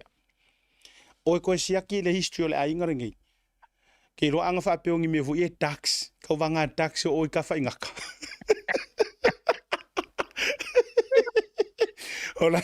Olai maka ke kele uma mai a maka mai la ko inga nga uso ainga uma ngei. E sili uka I ka fa ingaka le meranga. Tolo. Iyo e pawange yor kanga kale ka ke kakalo ile ku o fo inge yo. Ia, ole la nga ka ke veku o ngala me yo kango malala manga me. Ai, se. Ai ole me le o te vai ai. E tau te tau mawhai e kio la ua ian te tau. O te tau talai. Ku sore mea ngā le kou ke ngau kou ke manga oe. E tā ofi, stop me from talking. Mapu e aku, mawha makirakila aku. Ia mea I e tau te whaia. Ia alanga kere ka ua mea e sesia kia ue ka umai ai o kou ia. Tupa ila whatu. Ia, e whai ule vai ngole. Por kalameli tā whasoa. Malo lava siata. O te watul whaftai lawa fionga. Malo le ono sai. Malo le tautua wha maoni. Malo le puleo lo loto. Ia e maisi. Malo tawalungo le lava o le whatua tua I le atua. E ese le taimi o le atua na te amai ai le taui. I o lo lato. A whaia le nei tiuti o le tau whaaleanga. Ma le tau whaalea. Ia e maisi. O le tau mawhai. E le beti file e mu I tele o tangata. Tangata anu o Samoa a. Pe ona e sau noa le turanga le mtanga luenga leo mai lato. Ia o te tatonu. E a mai lava le atua le malama ma lao. E sa ili le mea muni. Ia pe fo tato wa ai nei. Ia le tofa ia li o fa tau malama. Ia fa pe fo le fionga fai pule ai. Lisa Marie Sam dato. Ia olo o tato tatalo pia ina ia maua pia le file mui ai lato. Ia fa pe na fo le tatalo la fionga asiata. Awane I maua ai lo taimi o tangata o faola ina. Ia tu mau pia le lofo le tua ia te oi. Ia lau fafonga anga sa moa ia o ni manatu fata wa ale na o le neia fiafi. E watu ai se leo malole le tapuai malota wa tai ia tai foi mo tima inga ia foi nisi o le otu le telefoni o le an fa sau ato e mai ia fautuanga ma mai text ia talia mar faftai fautuanga umai a mai ia o tatonu o siata faftai mo pokalame ta feiloa I tae au pe ona o tustusi atu ma na ia kok sa mo one toi fa sumali e ina kok sa mo te se si wa mo o tota mo longa Ia, whaftai tele tu pai. Whaftai tele mo whaasol nei vanga o le fiafi oi. E manatu. Pe ano whantu o uia. Ele alo lea kau le la au ele ngā. I don't have any hidden agenda or anything else. What you see is what you get. E whaisa o fwoi lau whaasoa mo whai atu. O le mea le nau mai ai tangata nei. Vai whafkaia. Whaftai confirm i o lo loto. You know. No. I have a lot of legal team, legal advisor support. On the legal side of things, I kangaka mongi ama le la tilo I ta oto tu la fono. Hei mase mea le inga punkia la karu sa mo, and I'm not scared. Ai a whaia kilo I le kulanga whaapi o pā ma le masalomia o meo loko kupu. Then that's where the problem comes in. Wai mawhaiang o whak. I risi se popole a ula kuisa moa pe ia le treatment lenga whaia mai whea. Whapenga. Nga le wakua whapea mai ia lea sia tala moria la oe bla wai mangkua. I li whapea wa proven guilty. Ele ngā mea ia ngā ole moria. Ai sau wai loa la ma conditions nga. Conditions la ngā leu kele mga o ai yet. Leanga they were trying to shut me down. Waile me wa tupu ia. Isiru ngā li foi leo. O vaama. O vaama. Si? No. Si? Ma kua I drag along, kua I drag lava. Lea ngā inga ia auange I koe pisa. So, lea lau o make ia ngā kunga. Whaafikai ai le, whaasapa sui whisasia I mai o pōsingi. A wala ngona I lea nganga nefefi. O le halan ngā. Ioi, a wala ko ke pole mai. Au ko ke pole mai whaongana ngai kausanga lela waru isala elu. Ioi, uma mai isala elu o walu tu pai o saurola I o walu Amerika, uma Amerika Australia. Ioi, a tonu e o turi taimile na. Wa faalia la mi o tonu wale atua. Wakilia uma ese hare ko akele lea e ngofo mai malako whaamaka whaapea. E o, don't you worry. E saufu ele taimia le atua. A ole winga ngā wa ufaya tu ele tala le atupai. O te le popole I sesi mea leanga on the legal side of things. Ele se me o awhai ngai. A o ka ngaka I e whauwhaua mea ia marosi anga lea e whau kua inga makanga ruenga o leo leo. Kamalanga lea lea ngai. Kamalanga. Moni sau noanga. Kamalanga. Leanga lea vakua wha mai ia o le mea lea o le a tuatu pea o e te alu po o le mea fo ile iai ia ai e le mawhai se ilonga e koe e ke koe kūlai I luma le whamasingonga. Ai le mawhai I longo winga la le koe iska ko tau te ia ka lo whai ngai au fans. Ka lo whai ngai au. Ia la le koe maska ko kauka ia wa madua Itali ye ua lato maua lima le avanoa e ta ofi ai le tau te ia. Ioi, me la ngā le ua uwhai aku. Thank you very much, but no thank you. Ia, ta whatofa ia mo le nei taimi. Tofa, Ia, manuia tato wheloa I papa kiu len so tai au. Tai au, ia, manuia. Ai mo le nei fia fi fasoi foi. Fasoi foi. Ia, ore na ua mai ana ma fa tele tele nonga ua foi mal proclame le vanga la fia fi. Ioi. Ia, pato nuar kali asia. E Samoa, ala sa ufingalo. O sa o ele mele ke fai kuai. Yes. Te lo oi, o le malo si o le musumusunga I lo loto. A kongo le mafuanga fo ilea.